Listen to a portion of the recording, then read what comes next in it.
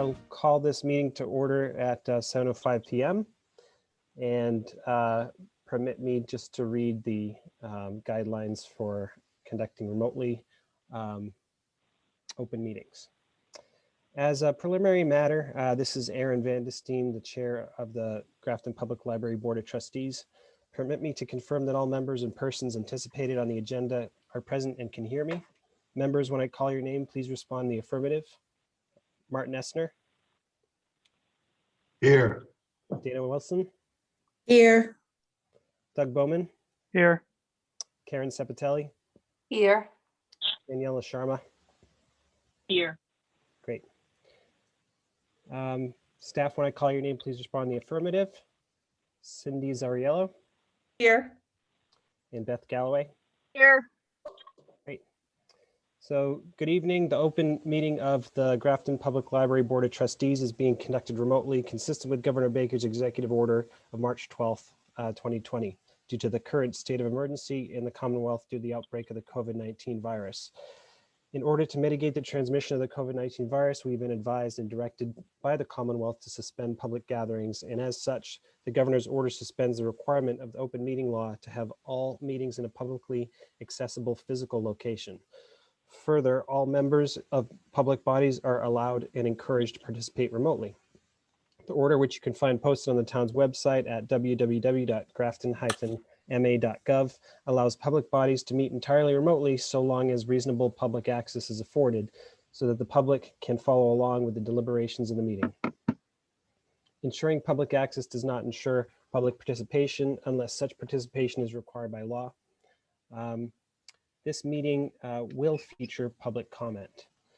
For this meeting, the Grafton Public Library Board of Trustees is convening by Zoom video conference as posted on the town's website, identifying how the public may join. Please note that this meeting is being recorded and that some attendees are participating by video conference. Accordingly, please be aware that other folks may be able to see you and that take care not to share screen your computer. Anything that you broadcast may be captured by the recording. All supporting materials that have been provided members of this body are available on the town's website unless otherwise noted. The public is encouraged to follow along using the posted agenda unless I note otherwise. We are now turning to the first item on the agenda. Before we do so, permit me to cover some ground rules for effective and clear conduct of our business and to ensure accurate minutes. I will introduce each speaker on the agenda, and after they conclude their remarks, the chair will go down the line of members, inviting each by name to provide any comment, questions, or motions. Please hold until your name is called. Further, please remember to mute your phone or computer when you're not speaking, and please remember to speak clearly and in a way that helps generate accurate minutes. For any response, please wait until the chair yields the floor to you and state your name before speaking.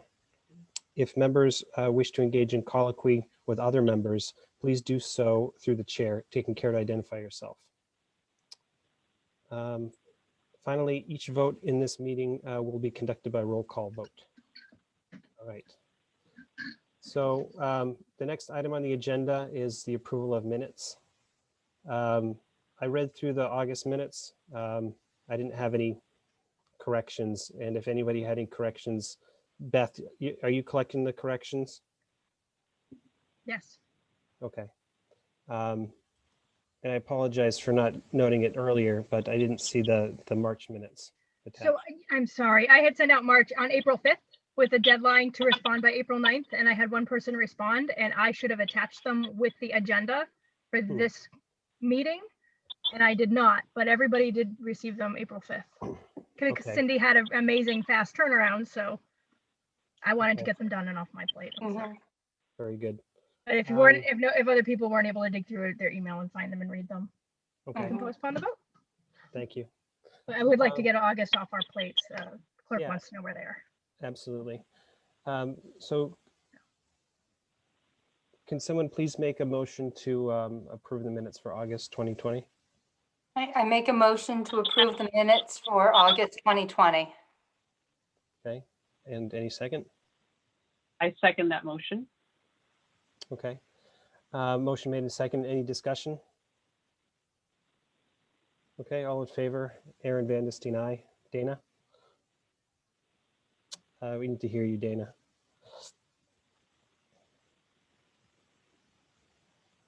Aye, sorry about that.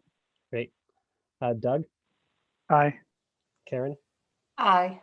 Daniela? Aye. Marty? Aye. And Stephanie? Aye. Thank you.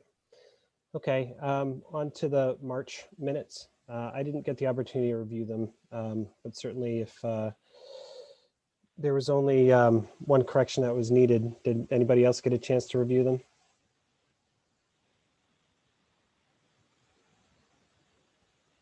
Did I respond to you, Beth?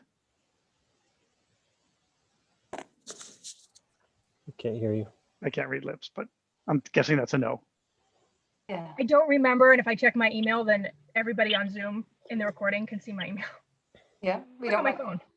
Yeah. Oh, you're not sharing your screen yet. You would think, but because it's recording, if I bounce anywhere else but Zoom, it's part of the recording. And then Bob Toma tells me he can't use it because I went Wow. and looked at my email to Oh. respond to a question. Yes, that's why the thing that you read at the beginning, Aaron, about inadvertently sharing your screen, that's what that's about. But I can Good to check know. on my phone. That's good to know. Yeah, so Yeah. we know if you're playing games and you're the host of the meeting.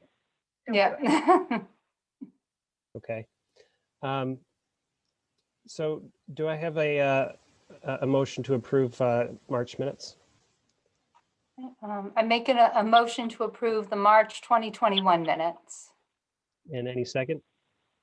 I second approve the March meetings. Okay, any discussion? I've not had the opportunity to review them, but I think that I would vote to approve them. Anybody else? Any discussion? Okay, all in favor? Aaron, aye. Marty? Aye. Dana? Aye. Doug? Doug, aye. Karen? Aye. Daniela? Aye. And Stephanie? Aye. Great. Okay, on to the approval of bills, warrants number 40 to 43. Do I have a motion to approve warrants 40 to 43? I move that we approve warrants 40 to 43. Great. Any second? Second. Second. We'll give that one to Doug. Yeah. Aaron, it's Cindy. Who made the first motion? I didn't. That was Daniela. Okay, thanks. Mhm. And Doug seconded? Yes.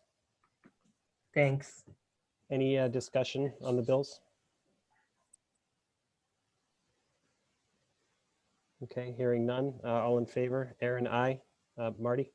Aye. Dana? Noise in the background, how to mute myself. Aye. Great. And Doug? Doug, aye. Karen? Aye. Daniela? Aye. And Stephanie? Aye. Very good. Okay, on to ongoing business, the MPLCP Building Program Grant. Beth.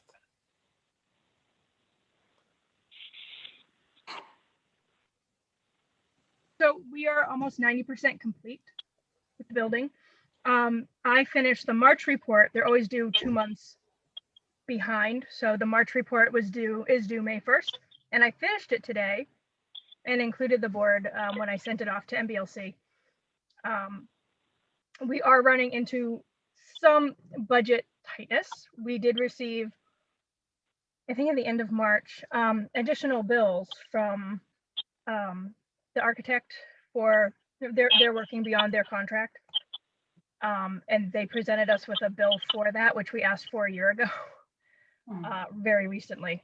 So we ultimately decided that they've done the work and we are going to pay them. I think there's also an issue, Doug can refresh my memory if I'm off, but something to do with the soil contamination and inspections. I think there was somebody else who hadn't been billing in a timely manner and kind of surprised the committee with a bill. The biggest issue is we approved some change orders that maybe we would have not approved or would have, cut some of the things in the change orders. if we had been anticipating these last minute bills. We are very grateful to the capital campaign who offered to step up and help for the furniture and shelving, which was over budget, partly because of inflation, partly because of adding some additional furniture, and partly because we really, really wanted a rather expensive toadstool and log-shaped seating arrangement for the children's room that really fits the woodlands theme that we were going for. That's kind of going to be a real conversation piece and nice thing for the room. And then we also ran into a surprise this week with realizing that we actually hadn't put IT costs into the budget. We accounted for all the computers, but not necessarily the level of wiring to connect things on the town level. So again, thank you to the capital campaign for offering to help offset some of that. So with those generous reallocations of monies collected to offset the project, and I think with the commitment of the Friends and the Trustees, which totaled $225,000, we will probably be beyond the 16.6 million that the town borrowed, but not in a position of having to go to town meeting and ask for additional money to wrap up loose ends for the project. Many things have been on budget or have adjusted for inflation. It's the $2.2 million of soil removal that has really affected the project at this point. And Andy continues to say the actual amount of change orders that we've had that would have added money to the project, whether that's, hey, we actually decided we want this nice thing, or, oh my gosh, we miscalculated and this, outlet pipe, wire, whatever is in the wrong place and we have to fix it. We've actually had a really low amount of change orders for a project of this size and scope. So I think at the end of the day, yes, we're going to spend more than $16.6 million on the project, but I don't think we're in a position of having to go back to taxpayers and ask for more money. So if you've been by recently, carpeting is in, most of the painting is done, shelving is expected mid-June, AMH is on order. The Suez Canal thing actually created some delays for our project, and we're still looking at substantial completion of June 8th. Unfortunately, the movers aren't going to be available till July 12th to move everything back. So thank you, Beth. Can I stop you for just a moment? It looks like, Daniela, your phone is not on mute, so it keeps picking you up as the main speaker. So every time Beth is trying to talk, I think it's your phone keeps popping up, Daniela. Is there a way to put that on mute?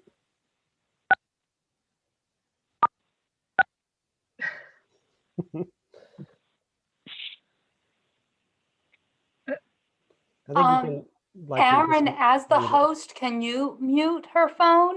No, I'm not the host. Oh, all right, Beth. She did it. Okay. Cool. That's good, because then I'd have to she'd have to message me and I'd have to undo it every time she wanted to talk. Mhm. Good job. Okay. Sorry about that. No worries. So, and I apologize because you probably well documented this, but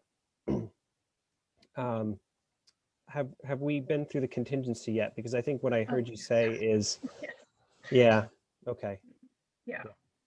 Yeah, most of that was taken up with soil contamination. And then there were some known contingencies. Like, I mean, we knew we were going to have to remove an oil drum. I don't think we knew we were going to find 3.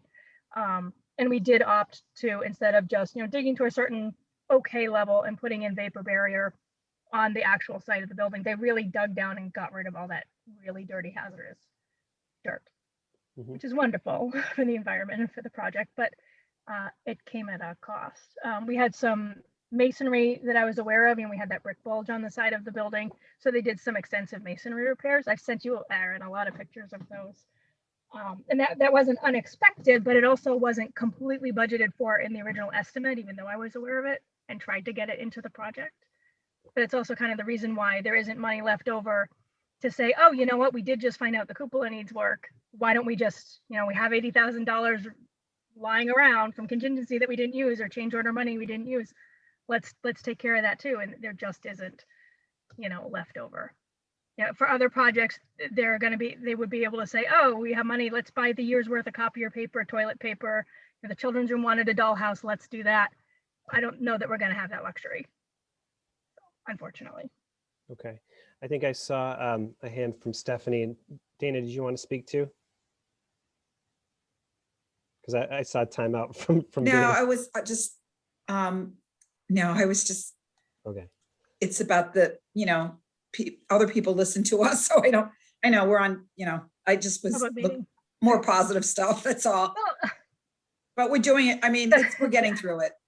so positive is we're not going to town meeting to ask for more money. And we are Right. really like, we're buying all the computers we need now so that in in a year, I don't have to say, we could only afford to buy 6 laptops for each of those IT cabinets instead of 10 to give us 40. Like we do have money. We're purchasing everything that we need. So we're not going to have to. That sounds good, and I would Yeah, say that sorry. the capital Understood. cupola should really be done with CPC monies and state money, so that's my belief. And it's okay for now, but okay, thank you. Great. It's Stephanie.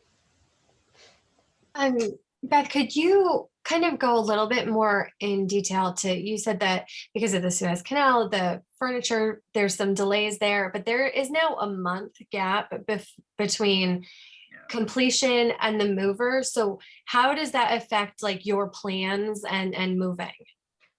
The plan, everything is just shifting up to 6 weeks. So we had substantial completion has been June 8th. So I thought we would be closing the first or second week of June on site with a delivery of boxes to start packing our personal offices up. And then the following week, the movers would come in and take 2 weeks to move everything. And then if we needed another week to unpack or start to settle, we would have like the full month of June closed to the public. So now it just looks like the full month of July will be closed to the public, except that's also it's in the middle of summer reading, and we have already scheduled some curbside pickups, which we knew we would have to do at a remote location anyway. I forget what the location is, but the staff have like already accommodated for that. So it's not a hardship. It does mean an extra month's rent at St. Andrews. And I will say, when we look at the bills, the energy bill is really high because of the huge air conditioning units that we had last 2 summers from like May to September. And I think we're gonna, like, I don't know if there's money to pay $3,000 a month on top of another month's rent to air condition the building. So that's certainly it's not going to be a fun place to be moving in the middle of July, June with no air conditioning. And can I just ask a follow-up question? What kind of warning do we need to give to the library patrons if the library is going to like shift and be closed in July? Ideally 3 weeks, because that's the amount of time books are due. So we'll want to have a month's notice internally so we can make sure that we're not having books due. Like we'll have set the due date like 7 weeks out to give time for your 3-week loan period. And then we don't want them back while we're moving. And then, when we reopen. So we need like a month's notice probably for CWRs and delivery. Okay. And patrons. Yeah. Yeah, because I was also thinking, I know you said it's in the middle of the summer reading program, but also any of the school children that plan to use the library to, borrow their summer reading books. That might be something we need to take into consideration, letting like the schools know that there's I'm not sure how to word that situation, but it's just not something we would want the kids to run into. I know for myself, the week that they get out of school, they're not itching to go start their summer reading right away. It's usually something like the second week out, we might start talking about it. And I just don't want that to be something that families aren't thinking about. And then the library isn't available to help them. So I just want to make sure for our children, especially because we have this great children's room that they're going to come to in the teen room, that we're not just kind of all of a sudden like we've closed up shop for the summer. So the CWMR's library card is good at 153 libraries though. So, and Millbury is not that much of a hardship. So the difference is we usually put holds on every single title. So we have multiple copies. So you just come in and browse. But all of curbside has been, you call us with the title you want and we'll get it for you. And in this case, curbside won't be at Grafton, it'll be at Millbury. But now is not too soon to start that PR. Thank you for putting it on my radar. Yeah, absolutely. We also do purchase ebooks of everything, and e-audio if it's available as well. So The other piece is the schools do say this is a guided list, but you really can read anything you want. So continuing to educate parents that, yeah, even though it's on the list, you can really pick anything you want and read it, and it will count for your summer reading. At the high school level, they're a little bit more specific, but generally all of the early and middle elementary, it's really, you can read whatever you want.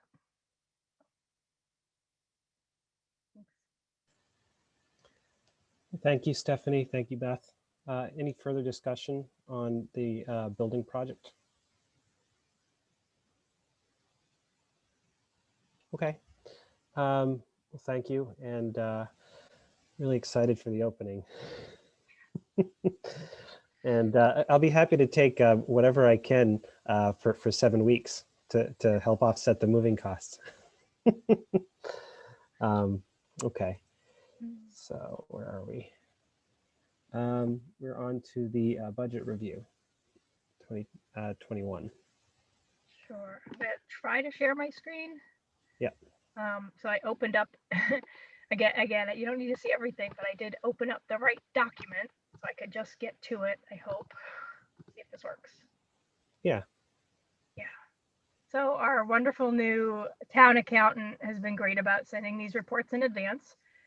So she did it through April 16th because she sent it mid-April. The energy line is really concerning, and I really am attributing it to those air conditioners that were running for 5 months of the year. We're almost double where I estimated we might be for 2021. Non-energy utilities, we discovered that we had an outdoor faucet that was never turned off and that was dripping most of the winter. And that bill also, we estimated $1,000 for our water and sewer, and we're at 2,300, which is not great. Because other accounts are low, we should still come out okay for the end of the year. We're about 86% spent, which is a little bit high for almost being May. Fiscal year ends at the end of June. We do usually stop book purchasing at the end of May. And then if we need to do a little bit of spending to finish our, whatever percentage commitment, we'll buy ebooks at the end of the year. So at the moment, I'm not horribly concerned, but we'll see how, other recurring expenses play out for next month, to discuss whether we might have to transfer some money because of the utility bills being so unexpectedly high. So remember, it's a bottom line budget, so it's as long as it comes out okay at the end, we don't even have to move money within accounts. And I still haven't closed out encumbered funds. I need to do that. It's not that much money. Okay. That was my question. That if you haven't expended professional services or travel, right? Right. You can help offset some of the overages with. Exactly. Got it. Yep. Yeah, but I can't do that with the book or the periodical budget. Sure. Like I really need to spend that. Although it was budgeted slightly over, so I'll figure out what it is. And museum passes that the friends buy help make up that line item too, when it comes to telling the state how much we spent. Yep. The other attachments, which I sent out, are related to the discussion that Doug wanted to have about transferring money. So you've got all the balances for all of our revolving accounts, state aid, gift, some holdover grant accounts. It turns out the thing that's labeled municipal recycling program is actually just a miscode. It's actually a state aid account that needs to be consolidated into either library incentive equalization or circulation. Are you sharing that? Because I can't see it. Oh yeah, I just scrolled down. It's the same document. Huh. Hang on. I could see it. Me too. Oh, well, I can reshare. All I did was move down to page 2 in the same document. It's a 3-page budget document. Okay, I thought you said it was the trusts, but no, I'm sorry, a state aid. State aid. Yeah. I may have misspoke. I'm sorry. I said that it is pertinent to the conversation of, are we moving money in from what accounts? But this is the page for revolving accounts only, which includes state aid, because it doesn't have to get spent down every year. Which line is the state aid? The 1, 2, 3, the third line down. I don't know if you can Got see it. my cursor, schedule 0290 library incentive. Okay. So there's a carry forward from last month revenue because we did get a check, and then the total is all the way over here. So sorry, I have my Zoom thing is in the way. Library incentive is at $92,909.74. Library equalization is totaling at $32,859.01. And library circulation is totaling at $14,912.58. And then one of the second to last thing here, municipal recycling program, that actually is state aid that needs to be combined into one of those other three accounts. And that was a $4,685.61 disbursement from last year. It just got miscoded. So there's over $100,000 in library state aid accounts right now. Okay. And Yeah, when we so add in, go ahead. No, I just clarify. Yes. So that when we talk about state aid, it's actually those 3 or 4 accounts combined. Yes. Yeah, it's supposed to be just 3. And they're called grants. They're basically grants that the state gives twice a year based on us meeting our state aid criteria for hours open and certified library director, spending a percentage on the materials collection, having a budget that goes up every year by averaging the last 3 years and adding 2.5%. So we meet those requirements, and then we fill out our statistical form, and they send us money. And they usually do it in January and June. And this year, I think they did January, and we received something in April because the money was available. And we received a 40% increase this year because of the pandemic. So we got like $28,000 in 2 disbursements, and each of those disbursements was split into the 3 grant accounts. Complicated. There's many pages on it on the Mass Board of Library Commissioners website. The bottom line is that in what's considered grant accounts, we have $142,153.32. It's just numbered way down here at the bottom. Mm-hmm. And some of it is earmarked for STEM, for ebooks, whatever. From historical materials is the Shrab grant. Yep. And then I'm scrolling again. Hopefully you can see it in a minute. The next page is our revolving accounts, things that have to be set up at town meeting and voted on every year to continue. And often there's a do not exceed amount on these accounts because you're supposed to take money in and then spend that money on like-minded things. So our gift account is a revolving account, and the balance on that right now is $27,000, $27,708.70. Some of that is earmarked for certain projects because some of it was in memoriam gifts given for a specific purpose. A lot of it is unrestricted, and I have jurisdiction over that and usually just report on what we've spent it on. The Lost Books account is kind of a one-to-one replacement. The e-reader account, like I said, I need to just apply the $1.46 to an overdrive invoice and make that go away. Mm-hmm. And then there's a library materials replacement, which is money that we take in with copying and faxing that we want to spend on copying and faxing. So next year's Xerox lease and toner and maintenance will come out of that revolving account. We have $43,444.73 in library revolving accounts. And my preference would be if and when we decide to move money that we not move money from revolving accounts. Because I did get some money for my budget, but it's still nice to have these as a cushion in case we do want to do new collections, additional programming, that kind of thing. Buy a dollhouse. As long as it's well sanitized, right? It may not go out for a while, but yeah. Okay. Well, thank you. Any other questions on the 2021 budget? I have a question. Can you hear me? Yeah.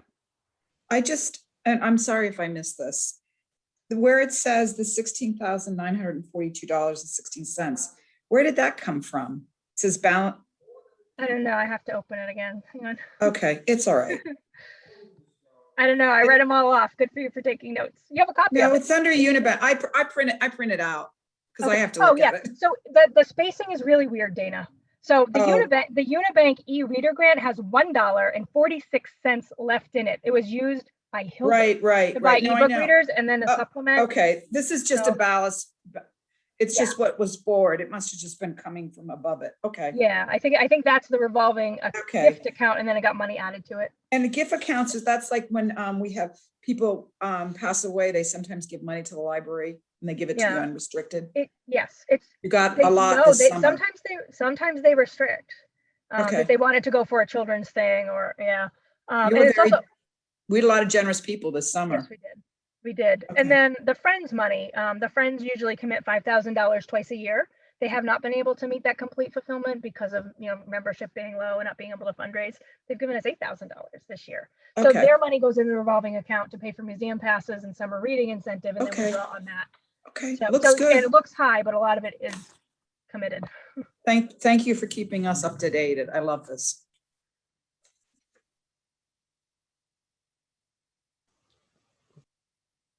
Okay, thanks, Dana. Any other discussion on the budget 2021? Okay, well, thank you, Beth. I'm excited to hear about the next fiscal year budget. Let's see if I can find it so I can share. Yeah. And I know you can't see this, but again, on the recording, everyone's going to see me go into my my folder to open the Excel document. Just give it a minute. Yep. And don't want it to open on personnel. Share screen. Here we go. So all of our advocacy really paid off. We did hear in the last finance committee meeting that if Evan could find some additional money, he really thought it was important to have the new library fully staffed and to start off on the right foot with this project. And I was expecting maybe 30,000. He said 37,000.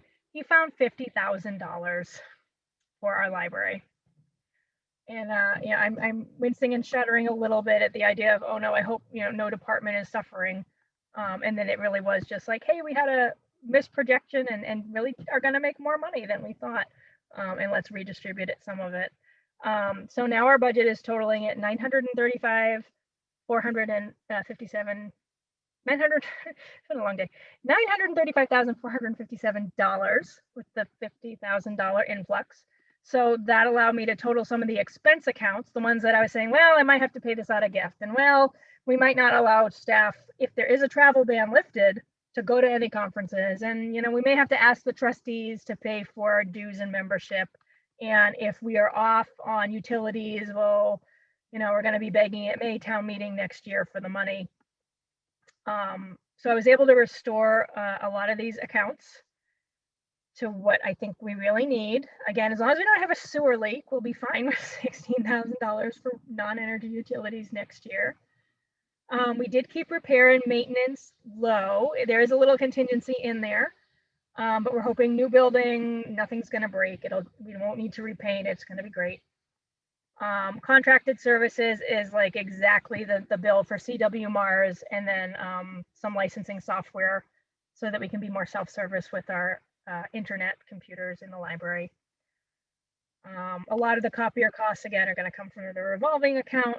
Because I am going to be able to hire more staff, I did put $500 back in professional and technical in case people need physicals, which the town requires.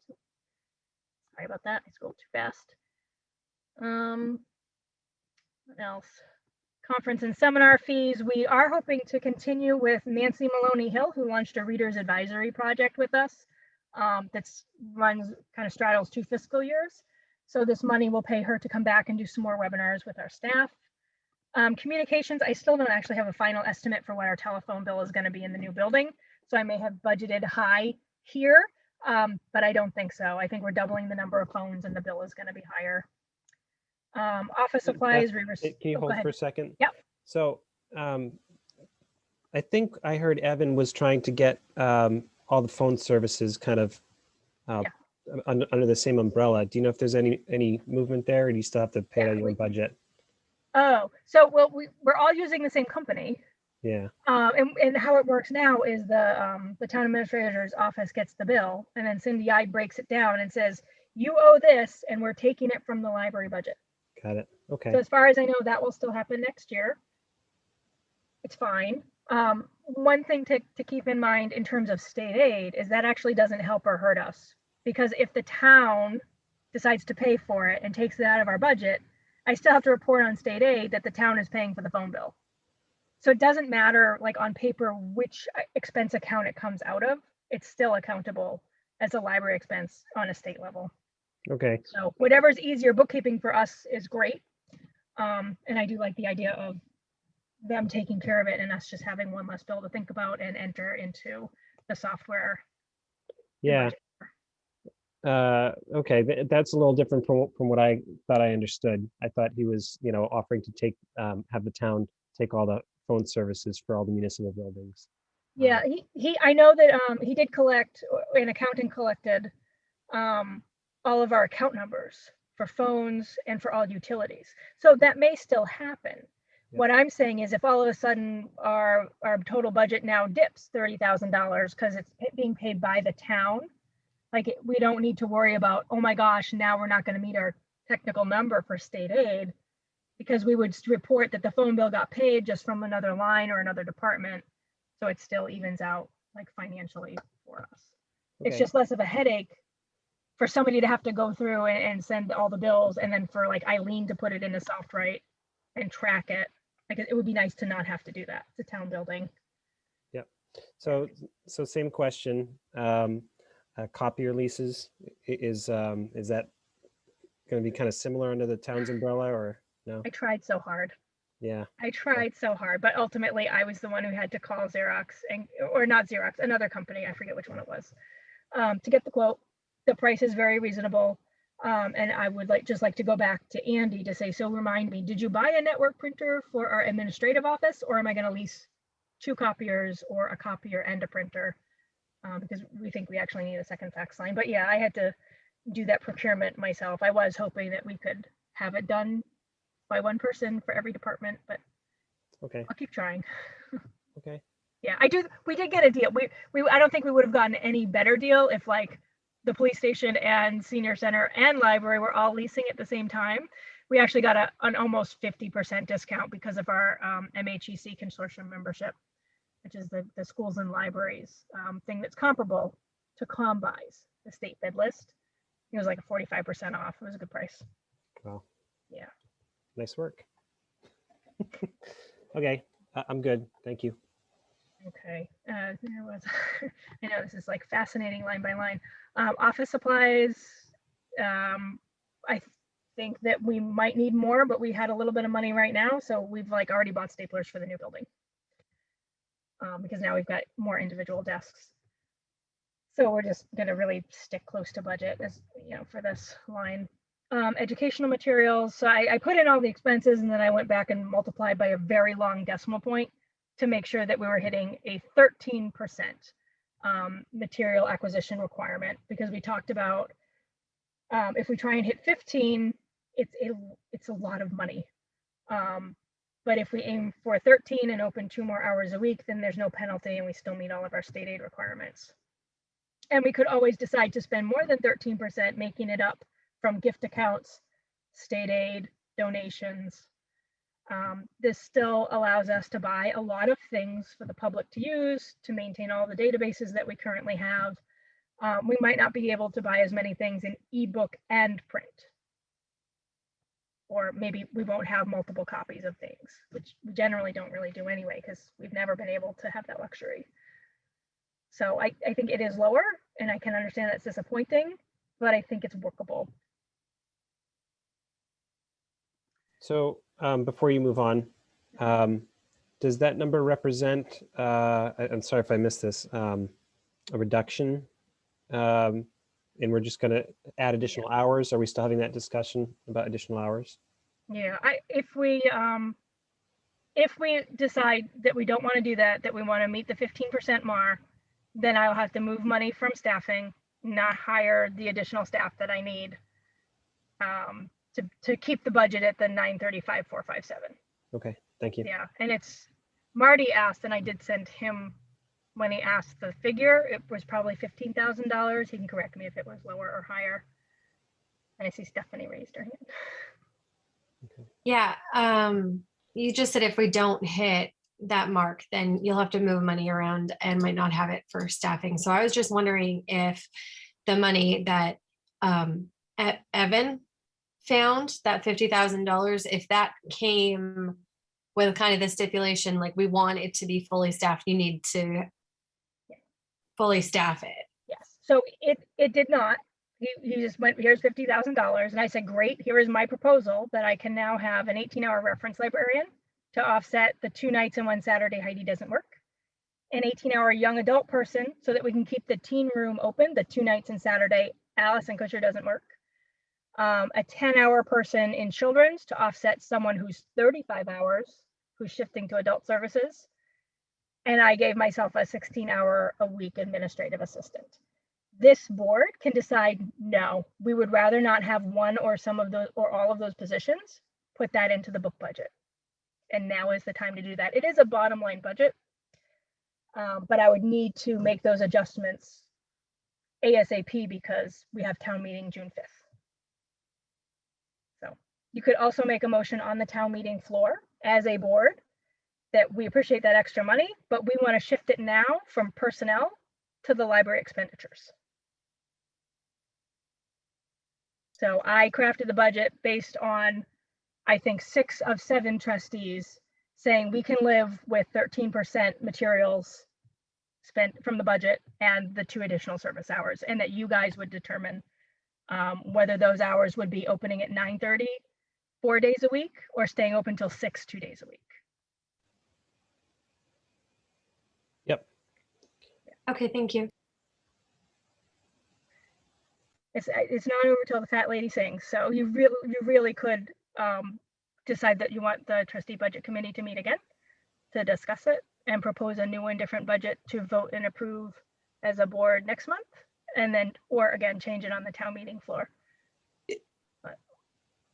Yeah, go ahead, Dana. Did we vote on that already? I thought, or we just had an agreement.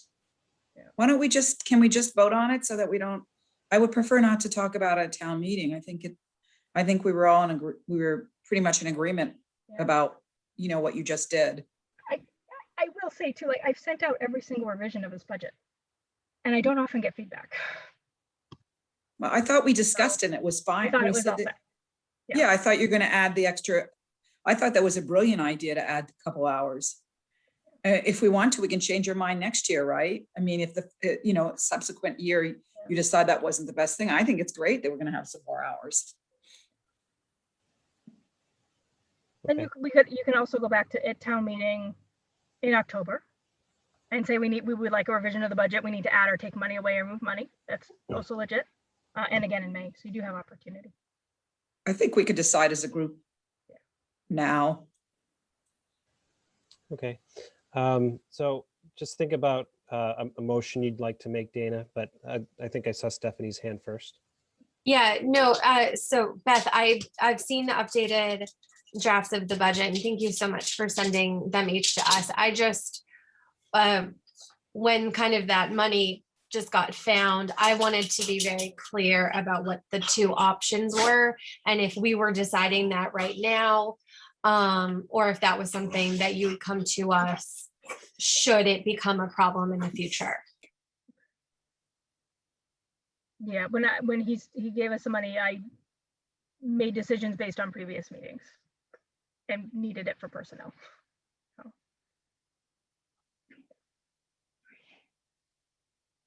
Okay, Doug. Yeah, I mean, I would just say, I think minimizing the supply piece of it and maximizing the hours and Mhm. the people is a way to go. Try it for the year. We're going to have a bigger library. We're going to need more staff, and see how it goes. Yeah. And Karen. I agree with that as well. And I think just, having the vote on that right now is the best way to do that. Okay. Okay. So do you want to make a motion, Dana? Sure. I'm not sure if I'll get this right, but I'd like to make a motion that we vote that we approve spending 13% in the educational supplies category and adding we said that we'd have 2 more additional hours on a weekly basis. I'd like us to make a motion to say that we as trustees approve that. And then we'll have to decide the hours. Maybe that's a separate motion. Or do we want just to leave that up to the library director? I know what people think. I think we had discussion around that before. So I'm just going to say we'd like to vote on that. We do want to have 13% in the educational supplies and to have the library be open 2 more hours additional hours each week for this budget period. It's a 13% MAR. Educational supplies is only one budget line that makes up the MAR. So semantics, but I think for the purpose of your motion. Okay, so should we just? Yeah, a 13% MAR, materials acquisition requirement. Oh, I'm sorry, my fault. So 13% MAR is the category. And, oh, sorry, I'm just looking at the title of the document, 4/15/2021. Does that mean that's the version you presented to the administrator? Yeah. Or that's just? Yeah. Okay, we have a motion on the floor. Any second? Second. So go ahead, Marty. I second the motion. Okay. So any discussion? I guess I'm not sure why we need to vote on this. I think it's nice to not pigeonhole us, right? Mhm. I guess if we vote on something, I guess we can always have another motion and unvote on it and change our minds, right? So I don't see any reason why we need to do that. I mean, I think we fought to have additional positions, to have a fully staffed library, and that's how Beth created the budget. So I don't think the board has ever voted to approve a budget that I submitted, but that doesn't mean that it's not a good practice to adopt at some point, just so that I really know everybody has looked at it, read it, and is on board. It seemed to me though that you were like asking us, Yeah. Beth, and saying that this or that could happen, and I didn't like the alternative, so I thought if we voted on it, then that's not an issue. So do we just vote on approving the whole budget? I thought we did vote on that. I wouldn't say it's approving the budget. It's supporting the project, the budget as presented. Okay. Because we don't really want to bring this on town floor. We don't need to do that. And we all agree that we want to make sure there's enough people on staff for the new library. And then this is a good way to do it for now. And we'll just look ahead to see, we'll find out how it worked out. I don't know. I just didn't like the fact that I didn't want to think that we're going to go to town floor and have to, ask for more monies or whatever. To be fair though, anybody could. I mean, anybody could stand up and say, the library doesn't really need that staff. And we need $50,000 for a new cruiser. So I propose we revise the budget right now on the fly. All right. Well, hopefully that won't happen. I always hold my breath that that's going to happen. I know. We all do. yeah, I think that's unlikely because we're not specifically showing, a separate line item for $50,000, right? So, I mean, if somebody is that studious and digs in, then possibly, but okay. I mean, I think I'd like to vote on supporting the budget, as presented, like as Doug said. Okay. With a 13%, MAR, and adding 2 additional hours. Does that make more sense? Sorry, go ahead, Dana. Isn't that what I pretty much said, that we support that? Is it? Do you want me to do the motion again? No, if that's what you Okay. said, then I'd support that. Okay. Sorry, Marty, go ahead. Well, I was going to say, just as a matter of procedure, we can amend the motion to phrase it in a way with which you might be more comfortable, notwithstanding that its intention is the same as Dana stated, just so that there's some clarity to anyone who looks at our minutes to see what we've said. Mhm. Okay. Is there a Perhaps, concern? Is there a perhaps concern Cindy that can it's not reread the phrased motion. Sorry, What I have as a motion is we approve to spend 13% MAR and have 2 additional hours per week for the library being open. That's what what I have for Dana originally saying.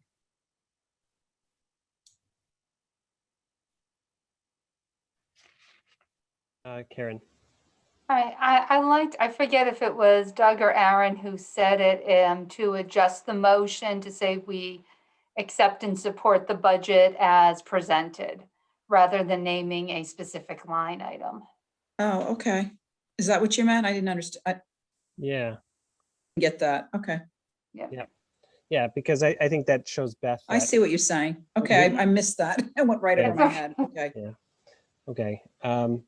So Karen, are you comfortable amending the motion, or Dana? I can amend it. Okay, great. Go ahead, Dana. Let's see, the Library Board of Trustees support the budget as presented by Beth Galloway, the director.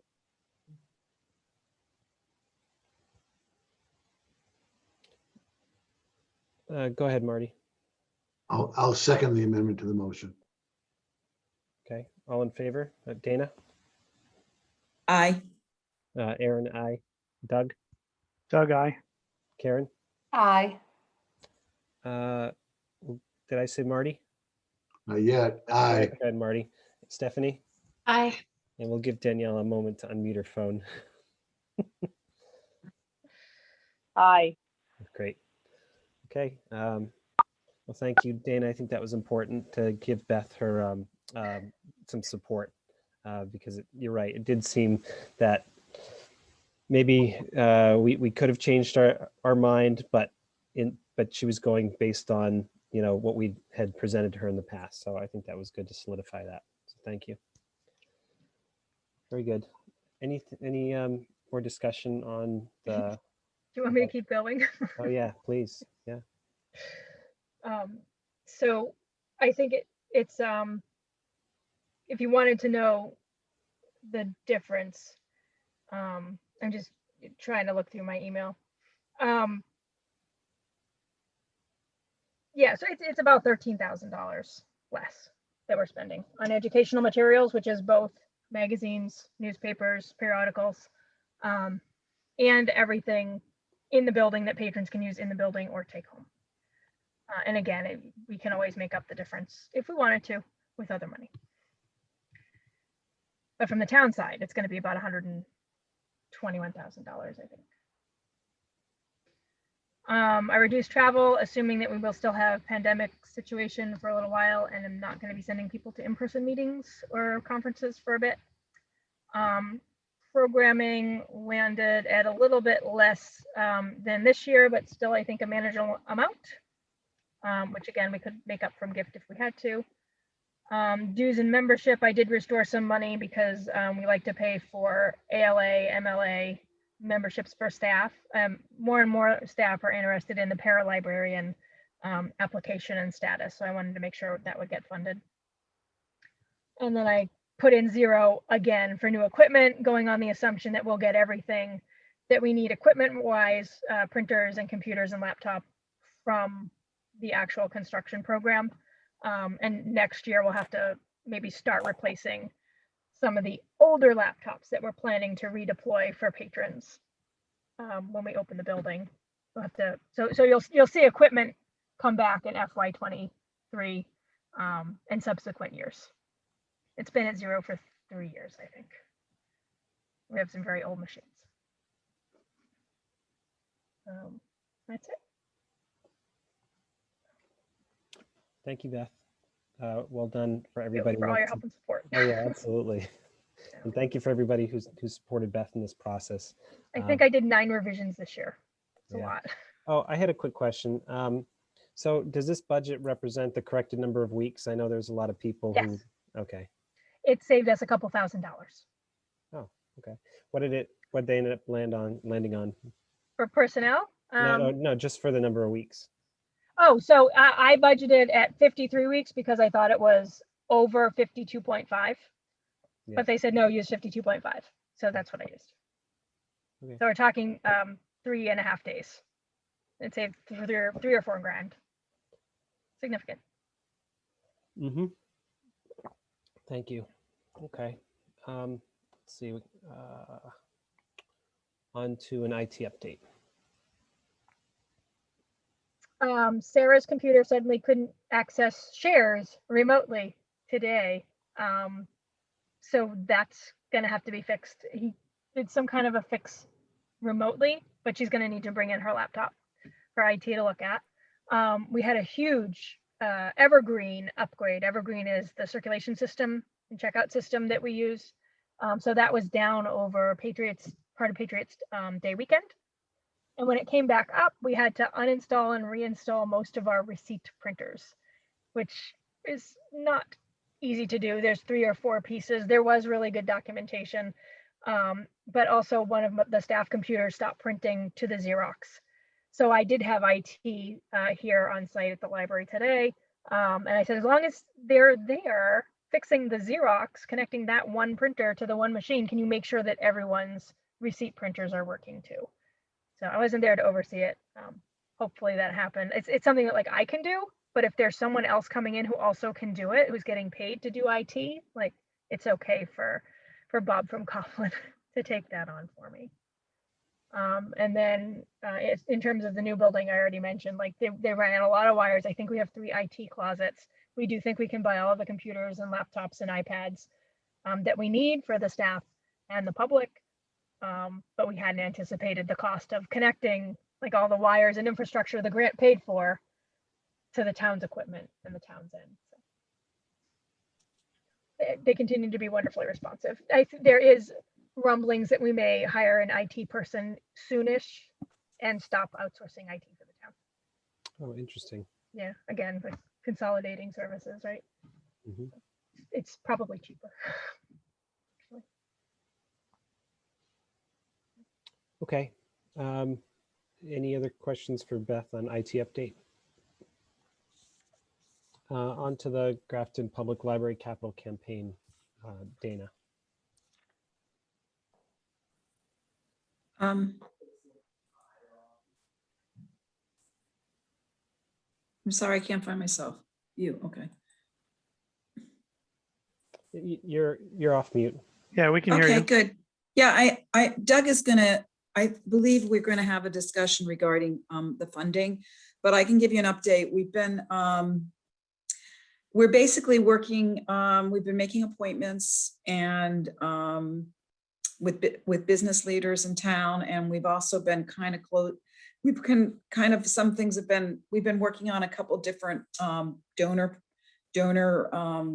leads that are now, we're getting next week, we're gonna have a couple meetings to solidify them. So we're out pounding the payments on the phones and talking to people and sending things out. So, and it's going pretty well. I think later on, hopefully with the, Doug and I will talk, but I would think within the next 3 to 4 weeks, we might have a sense of what we can do.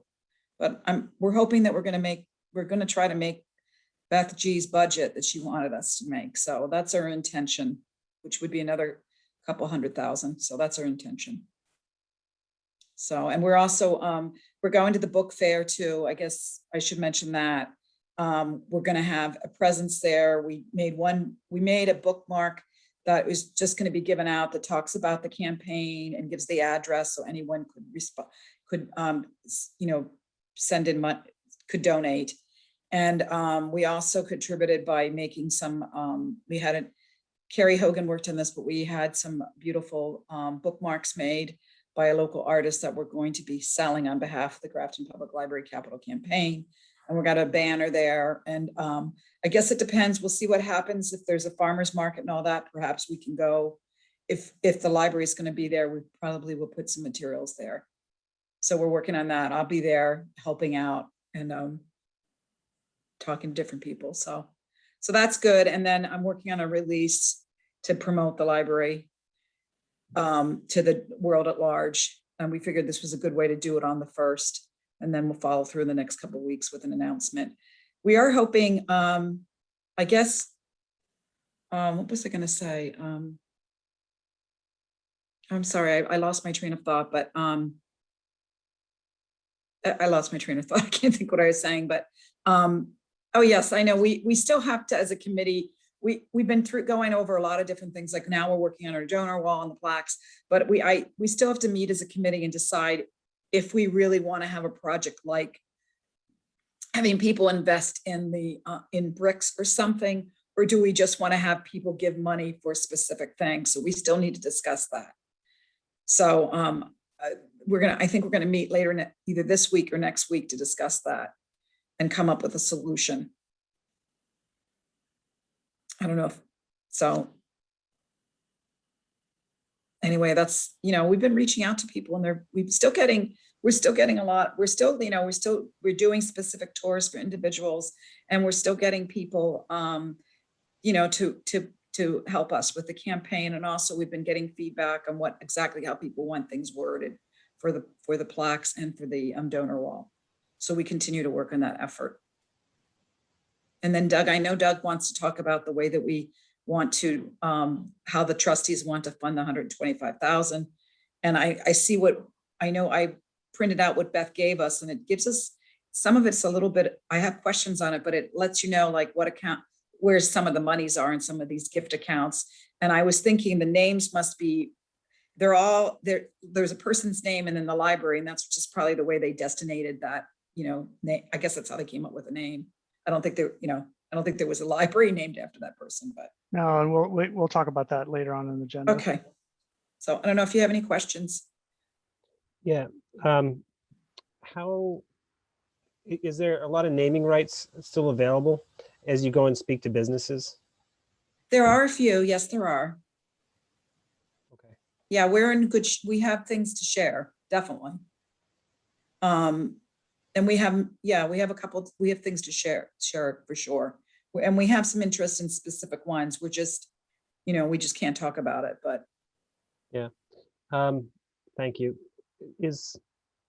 Now I heard you talk about a donor wall. Do you have a listing of people who want to remain anonymous and not be on a donor wall, or is there discussion whether you're going to do it or not? Oh, no, we have that. There's only been 1 or 2 individuals that have told us that. Yeah. There are people that have given, there's people that have given since 2017. So a lot of those people, we did a mailing to the friends, and those people some of them gave over a couple of years. So a lot of those people weren't like, they didn't want exactly naming rights, but they did get money. So those are the names that would be on there. Anybody that's given that hasn't gotten a naming right will be on the donor wall. I'm just naming it that. And it's going to be a piece of artwork that we're working on. Just to give them, we figured we want to give everyone recognition for their help. So that was the thought. And we believe I have to talk to Doug. We're going to talk about it as a committee, but I believe we're going to make it. I'd like the list to be, we can update it, because I think more people will give as time goes on. And and depending how we work it, we might have another campaign in another year or something. And so you could add that to the wall. Could be like, I don't know, it could be like the 3D printer campaign, or it could be furnishing campaign or something. And then you could add people's names to that. And we figure really, I mean, honestly, because I don't think most people, until they really see the building and get in it, I don't think they're going to understand how beautiful it's going to be and how they're really going to want. There are other people that are going to come forward and want to be part of it. So my idea was making that like a living wall that we could add names to it. So I guess we'll have to figure out, we might start alphabetical, and then maybe we'll just have additional names, because I think that's important. Mm-hmm. Hopefully alphabetical by first name, because Aaron comes first. That's what my phone does. I get butt dialed a lot because of that. I bet you do. So I think there was also discussion surrounding like a trustee plaque. Is that still in the works? I don't know if that was, you brought that up. Well, from the building perspective, there's two big plaques. There's the dedication plaque. That's kind of like what's in that front entrance of the current old library. And that's, mentions the building committee, mentions the board of library trustees. That's kind of like dedicating the new building. And then separately, there's this donor plaque, which lists all the contributions. Okay. So I don't know if you were referring to that dedication plaque with the No. trustees. I thought there was something that would name the current library trustees. That'll be on that dedication plaque. Yeah, I don't think that it I- was on the current one that's out front. it will be on it. I suggested that to Doug and he promised me it would be. Okay. It's on, like, Yeah. if you go to Shrewsbury, it's right on theirs. Yeah, it is. You're right. I'm not 100% sure what's on the current dedication plaque, Yeah, but it is on the, it's new one. It's just the building committee, and I think the select board and some of the other supporters of the project. So okay, that sounds great. That's all I had. Anyone else? Well, thank you, Doug and Dana, for your contributions. Sounds fantastic, and I agree. It's I love now that we're so close to having the building in our grasp, that you're also thinking about ways to continue the capital campaign, going Oh, yeah. forward in outreach. So that's great. Yes, Yeah, definitely. go ahead, Beth. The Interiors Subcommittee would like to call the historic main reading room the Wheelock Reading Room after Jerome Wheelock, Mm. and voted to do that at their meeting. Who voted to do that? The subcommittee. We already, Yeah. we have a naming right for that already. Oh, I take it back. I didn't realize that. We've been Oh, calling yeah, it- that's already okay, chosen. never mind. Okay. Did you send me that? We discussed it a long time ago, but I can Will send you that to you. send it to me so I can make sure the sign is right? Okay, Yeah, we so we let talked me- about it as we were doing signage. We've just been calling it the historic reading room. I'm glad I mentioned it. Send it to me, please. I'm sorry. I will review what was sent to me from the donor. Okay, And I will scan that in so you can look at it and we can have a discussion about it. Does that make Okay. sense? yeah, And if we need to confirm it, I can do that as well. okay, We might need to confirm it. okay. Yeah. And it's been definitely given. It's just that, there's more happening. So let me Okay, discuss that with you and I will send it to you and we'll Thank figure you. it out. okay. Yeah, I think the idea of the Wheelock Reading Room was more because it's the historic Wheelock Library, not because he's the person that's named that room. But anyway, we can talk about that offline. Okay, okay. Thanks. Okay, any further discussion, capital campaign? Very good. On to advocacy. I don't have anything specific for advocacy, but I know, Beth, you sent us a petition that we could sign. So can you remind us what that was? No, because I don't remember. Yeah. It might have just been budget support. I don't remember. I got a nice letter back from Mr. Moradian's office Mhm. saying, thank you for alerting me to your specific budget concerns. So I think it was stated line items and delivery line, MBLC, legislative agenda stuff. Mhm. Okay, so I'll open up the floor to any advocacy items that anybody wants to bring to our attention, ways that we can either local outreach or at the state level as well. And if you don't want to be on the spot, just let me know. And because I'm still heading up the advocacy subcommittee, and if anybody would like to assist me in that endeavor, I'd appreciate it.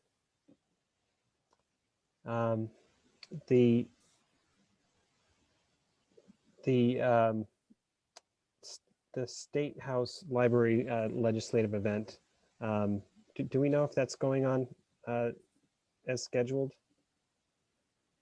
Karen, I know that you've attended those in the past. No, I actually didn't. Okay.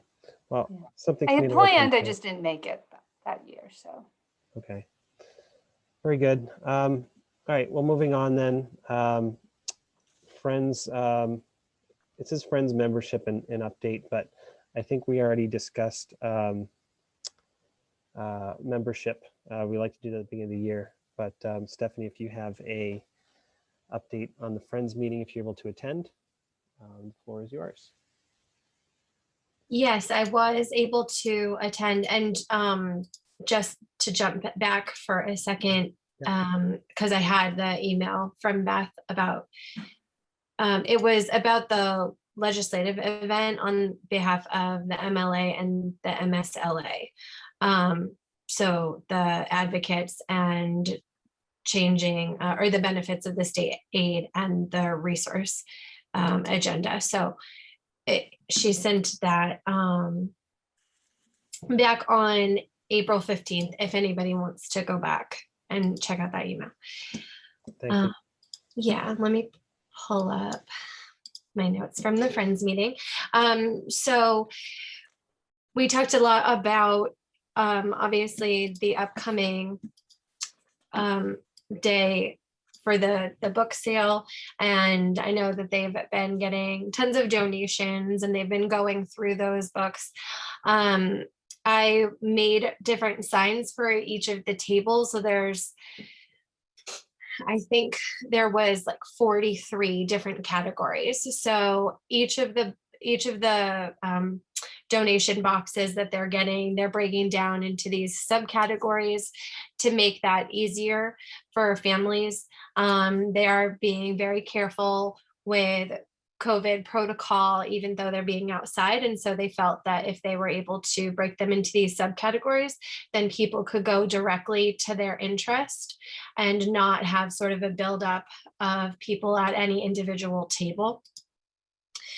So they did talk about that and how to kind of move people through the event on that day.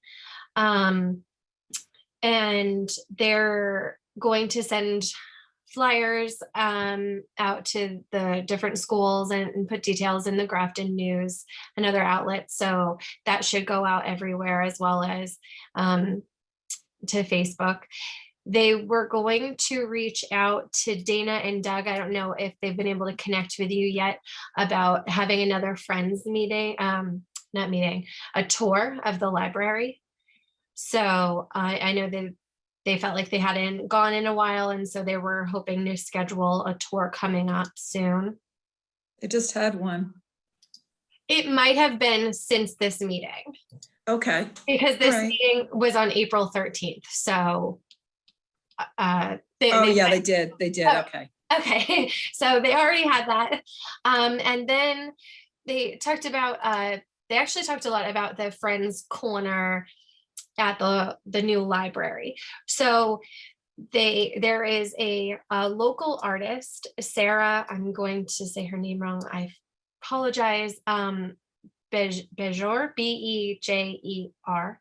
So she's a local artist who's been working with the Friends, and they decided that they're going to sponsor one artist every year or two in the Friends Corner, and kind of have a partnership with them where they kind of create some art that maybe the library can use. And so they have reached out, and Sarah did accept to be the inaugural Friends resident artist for 2 years, and then they will rotate and hopefully support other local artists. So that was exciting to talk about. And the next board meeting is Wednesday, May 12th at 7:30.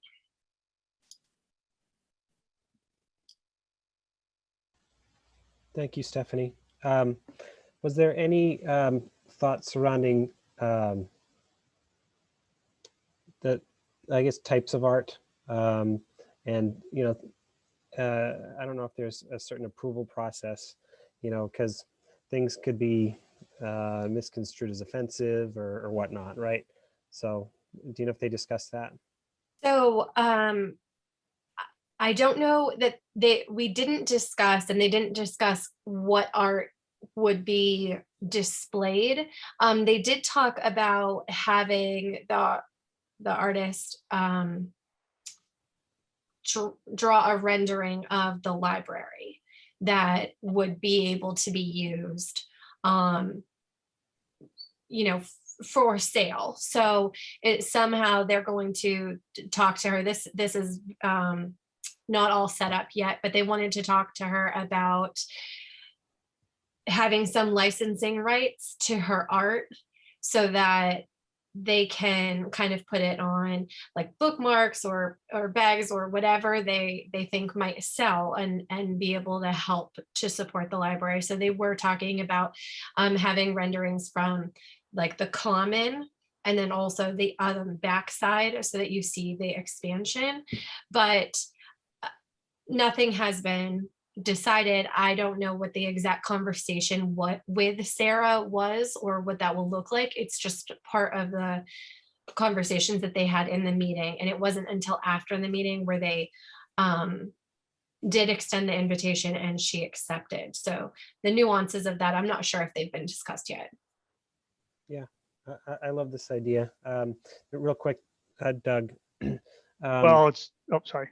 Yeah, so it's just surrounding, like if they're going to be selling art, I feel like it should be, if that's the intention, right? If there's artwork for sale, I wonder if the intention should be rather, that's more of a fundraiser and that the Friends get, proceeds, the library gets some proceeds, because that's really what the Friends Corner is designed for, right? So I hope that that's what they have in mind. That seemed to be the spirit of the discussion, although I don't think anything formal has been structured around it. Yeah, because I think there could also be a precedent for somebody else who wants to sell things in the library, right? Yeah. Go ahead, Doug. Well, that's the same line that I was thinking is, I mean, it's going to have to go through the process and follow our policies, making sure that it's vetted and everything like that. Yeah. But yeah. I thought about that. Yeah, I thought the Friends' intention was aren't they supposed to have vending machines with some of their merchandise? So I thought this was along the lines, it's the Friends merchandise, right? Yeah, okay. It's the idea is for them to make money from it, correct? And also offer services to the community at large. Okay. Yeah, so they were hoping that Carrie had some examples. I don't have examples of this artist's work. I guess she has drawn or painted some other landmarks in town and use them to support different areas in town. And so she had some samples of what her work was. And yes, it would be the intention to use it on something in the Friends vending machines. And then there has to be conversation on like her total compensation and then what will turn around and go back to the library.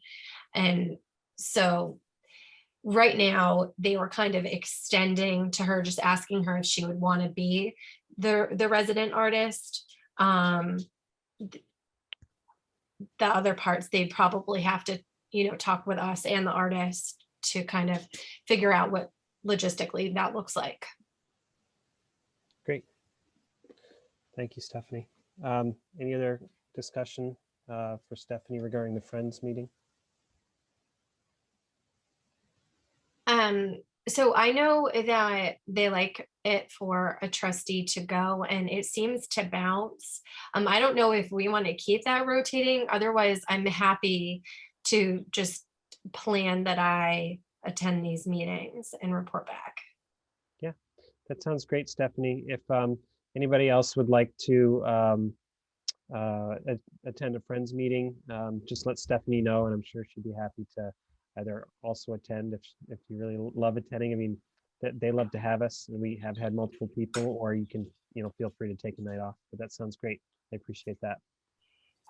There is one side item that I wanted to call attention to because I don't know if it's something that the trustees already did, or if it's something that we want to talk about. It's either Ellen or Eleanor, I forget, forgive me. She was a librarian for a very long time at the library and now has been a member of the Friends for a very long time. And she is going to be kind of retiring from all duties come this summer. So I know that she has, been tied to the library for a very long time. So I wanted to put that out there to us. I don't know if there's something that we will end up wanting to do as a thank you or recognize for her. They are going to be reaching out to Beth at some point once we have figured out the room rental or the outdoor space as kind of their summer get together. And that will be her last event with the Friends. Okay. Yeah, I think that sounds like a great idea. Thank you for bringing that to our attention. So, Beth, I think you'll be in the loop on that. Yeah. Any feedback from any of the trustees regarding, what if we'd like to address it in some way for her contribution?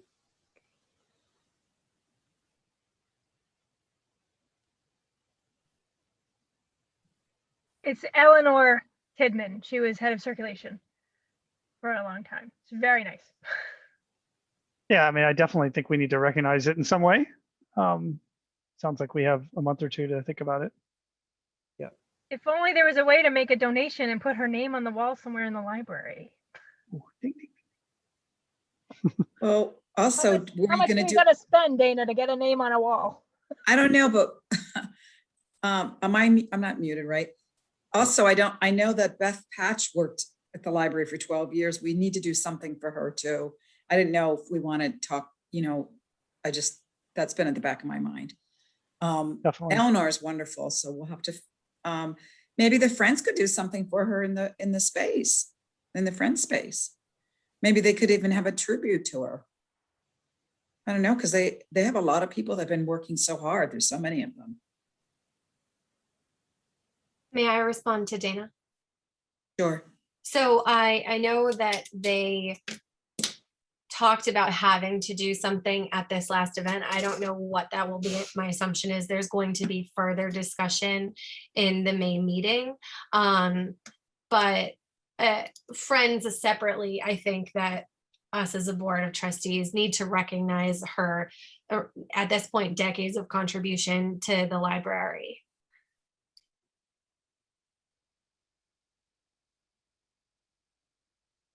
I'm happy to draft a letter and we can sign that as a somewhere to start. That'd be good, because I think we probably haven't done it for a lot of people that we should have done it for.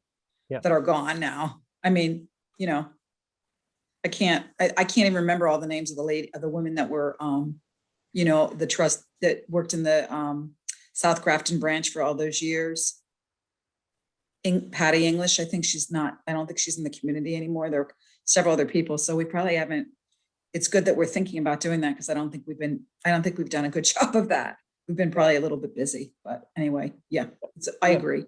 Yeah. Okay. Right. And I think it's good practice probably on our part. Certainly, we have a few librarians that are retiring within the year or so, right, Beth? So that would be smart of us to, keep on top of that. So, okay, I'll spearhead that. And if anybody has any questions, comments, or wants to contribute, let me know. Great. Thank you, Stephanie. On to building and grounds, Beth. I mentioned that we had found a leaking faucet, which was fixed. I feel like you brought that up to our attention a while ago. I know, but actually looking at the budget and how high the sewer Yeah. bill ended up, yeah. We I didn't know. always think it's funny getting charged for water from our town when there's really no cost of the water. I mean, obviously there's distribution costs, but It's, I It's guess, it's this, a is way. it the sewage? Are they charging what- us for the sewage? We No, will it's get a actual sewage bill. water, it's water use. There's a water bill and then there's a sewer Right. bill. And the sewer, I think, is related to flushing, maybe. But the water is like we watered the garden or whatever. And I suspect that the garden was watered. And at the end of the season, we might have detached the hose, but we either didn't turn the outdoor faucet off all the way, or it had a drip, and it should have been shut off inside as well. And we all missed it.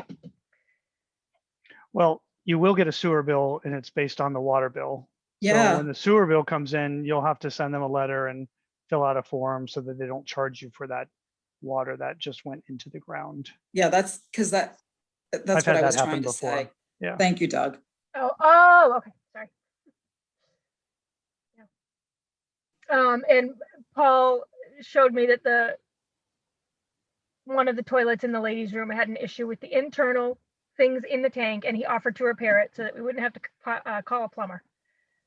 So that's my interiors update. He's fixing it, or he has fixed it. Okay. Thank you, Beth. Any further discussion? Go ahead. Could I also thank staff who I delegated doing some spring planting for us in barrels, and Susan and Sandia did a beautiful job filling up the old wash tubs with pansies and bachelor buttons and tulips that look amazing with our daffodils. Will those be able to be transported to the new space? They can be, whether the architect will allow us to place them. I would say it's very unlikely. And I'm currently compiling a list of all the things that we cannot or will not be bringing that will have to go through surplus, first offered to town departments, and then, sold at auction, probably town surplus auction. So if it turns out like the senior center would love to have those wash tubs of flowers for outside of their entrances, because they don't fit the decor or scheme or landscaping plan for the new building, that's what's likely to happen, I think. Cool. Yeah, so there are things that we invested in. We use them for 3 to 5 years.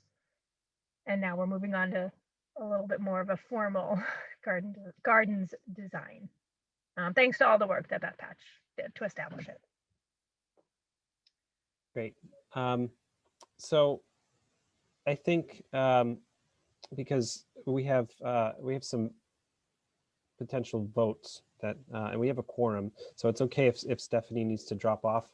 But Stephanie, if you wanted to provide any input or discussion regarding the topics that we're voting on, we can certainly move to that point in the agenda.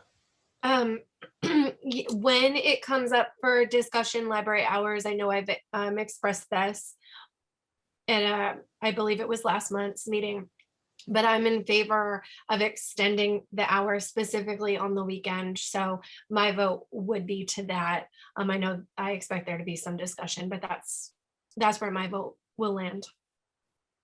Okay. Thank you. Yeah. And is Beth, is library hours that's surrounding the discussion that we were having earlier about the budget, correct? This is not. Yes. Yeah. Okay.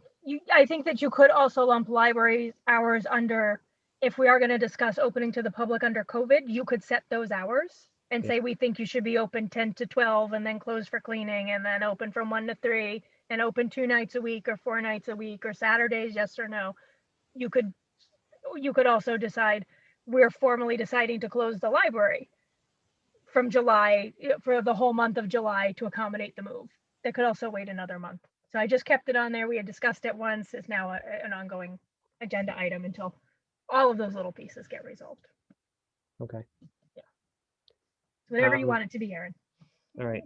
No problem. I was just thinking is if library hours is,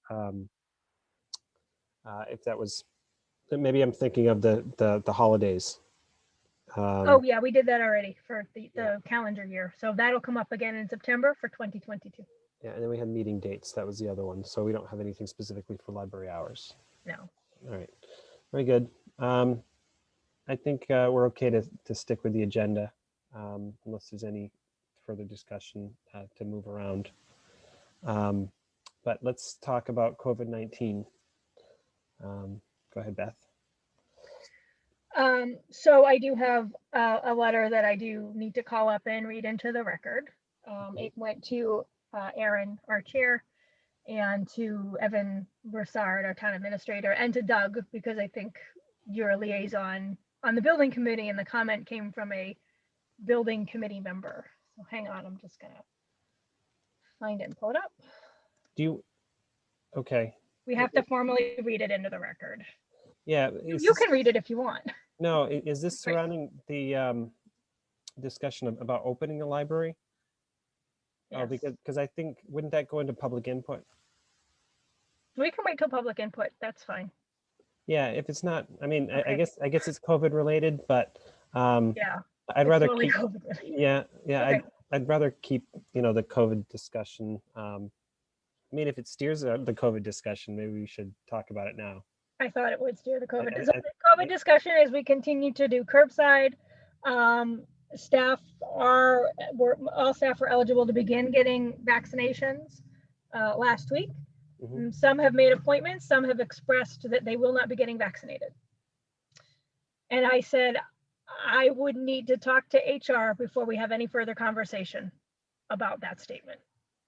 Yeah, So we have planned our entire summer reading program to be online. I think I say this every year, but I'll just say it again because I don't know that people are aware. We plan summer reading program year round. So we run the program from June, mid-June, usually when school gets out. The last year we started June 1st. This year we're starting June 1st. It runs till September 1st. It takes up 4 months of the year, like physically as a program running. And then we kind of take a break in science September. And then by October, we're already thinking about summer reading program for next year. So we decided that because when we started planning it, we still didn't know what was happening with vaccinations with the pandemic. And we intended for the entire summer reading program to be online using the Beanstack software that we used last year for all ages, that all the programs will be virtual and not meet in person. As of today, no libraries are doing indoor programming. Some have started doing outdoor programming. But one of our concerns is we started to book, we would be booking performers usually in January and have contracts done by March. Like we plan it out really far in advance. We can't decide in April or June that we're going to add performers in July and August. The calendar's done. So we planned our summer reading program based on, one, we're going to probably be closed for at least a month. And two, we don't know what's happening with the pandemic. Now we know that kids probably aren't being vaccinated until the fall, if everything goes according to plan. So the program's online. And we're getting complaints. Complaints have amped up in the last month with people wanting to know why there isn't story time in person at the library and why is the library not open and such library is open and such library has computer hours. So we've actually compiled a list of the local libraries that are allowing register in advance for a 20-minute computer appointment. And we give that information out to patrons. I'd say the majority of comments we get are still appreciative. Some are lamenting a little bit. We miss you guys being in person. We miss that we can browse. But there are more and more probably every week of why aren't you open? Everyone else is open. And our party line has continued to be, we're in temporary quarters. The spaces where the stacks are not places where we can open the window and get fresh air in. In some instances, yes, there's a window air conditioner and we can get that air circulating. Those have also tended to be the rooms we had quarantine materials in, or we put staff in those rooms to work in places that were originally open and accessible to the public because we have to have the staff socially distanced. The municipal center did a complete overhaul and basically have barricaded their staff. They're interacting with the public through a tiny little hole in the door or in a plastic partition that's not just like a 3-side plastic partition, but is a window. They're blocked off in a room away from the public.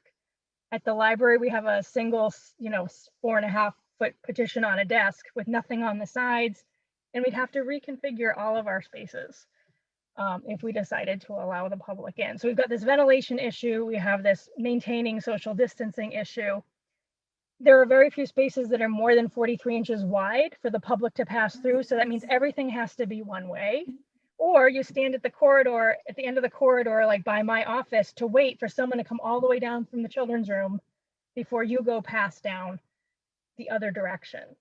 The other alternative would be you come in the front door and you go through the children's room and zigzag around the stacks and then exit through either a private office, Donna's office, or another private office, Sarah's office.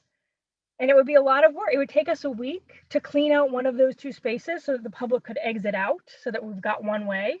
The other alternative would be you come in and you go through the adult stacks and get in zigzag and then exit onto the porch. For both of those exits, there's a step down and it's not ADA accessible. It's not going to be an issue for everybody in town, but it will be for some part of our population. And then the last piece that I guess that I'm feeling is we really miss everybody. We'd love to be open. I am actually fully vaccinated, and I would be happy to open and be masked. I have a pretty traumatized staff who, again, have been working on summer reading, getting ready to do move logistics, and to throw in. So we're going to move in 7 weeks, 7 or 8 weeks, and now we want you to open in phase 3 right now, next week. It's going to be very challenging. And I already know that there are staff who are just getting vaccinated or about to be vaccinated who are going to say, I'm not coming in until I've had my 2 shots and am 2 weeks beyond that. And then again, like that becomes an HR question. Technically, the Massachusetts Library Guideline says that you can continue to work from home if you are high risk.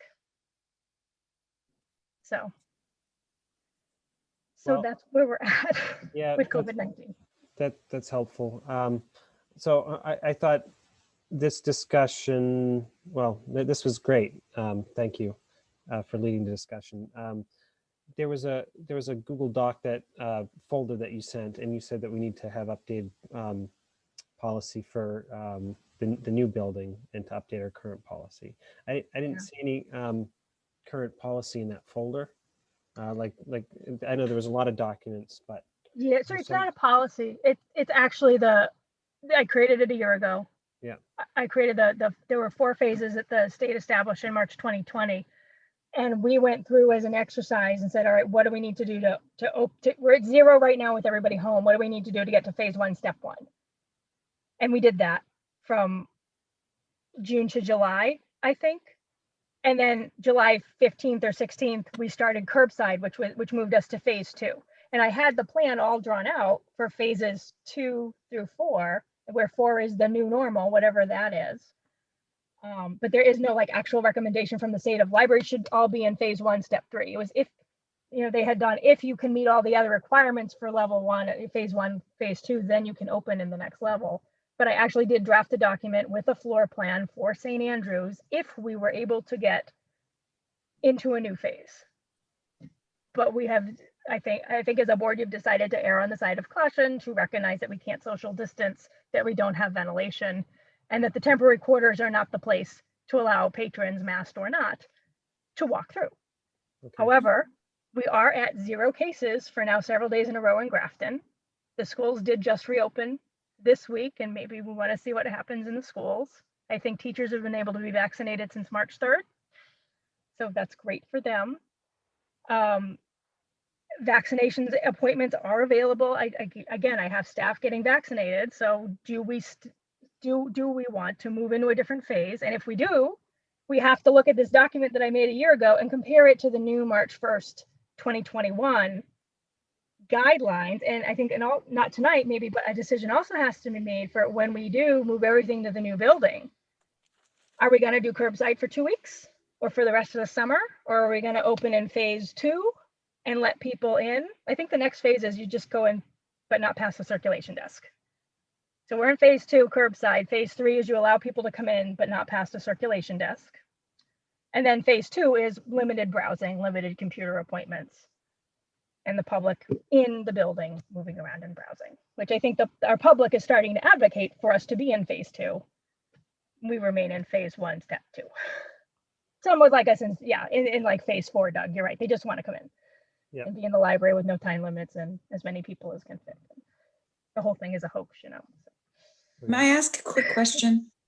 Yes. Can you hear me? Yeah, but just so at some point, I think we should read the public comment, right? So go ahead, Dana, and then I saw Karen, and then Beth will read the public comment. I just had a quick question. What phase are we in again?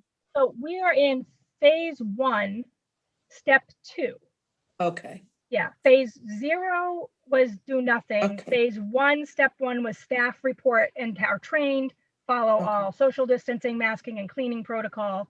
And then step 2 was once you're all doing that, now you can start to do curbside and remote Mhm. programming but well, so nothing we're in doing person. phase 2 then, because we're doing No, curbside we're- and remote. That's step 2 in phase 1. Oh, step 2, okay, Yes. okay, okay. Yes, and then the next step for us would be phase 1, step 3, where we say people can come in, but no further than the circulation desk. So I had Okay. come up with a plan where we put the circulation desk at the lobby and the children's circulation desk by my door to make a contained space in the lobby for the public to Oh. come in, grab their item, request something from the stacks. The stacks would be closed. The staff could run back and forth.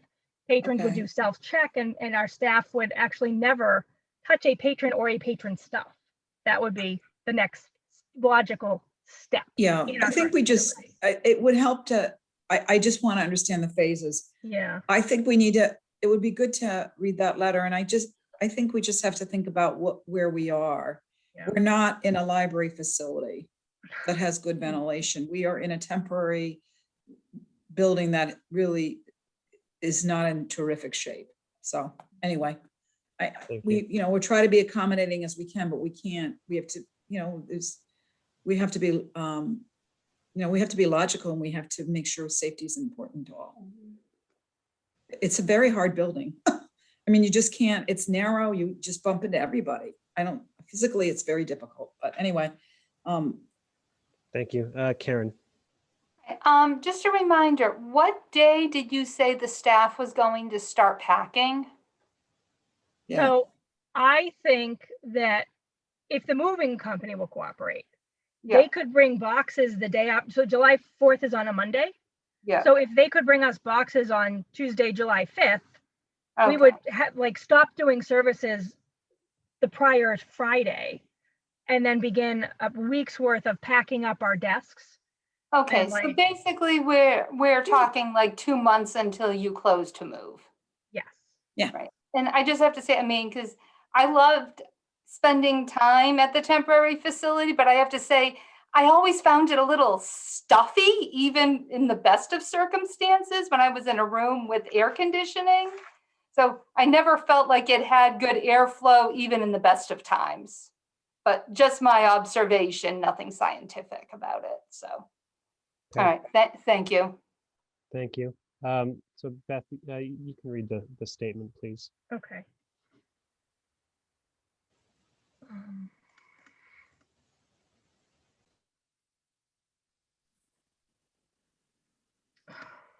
Sorry, I'm looking for it on my computer.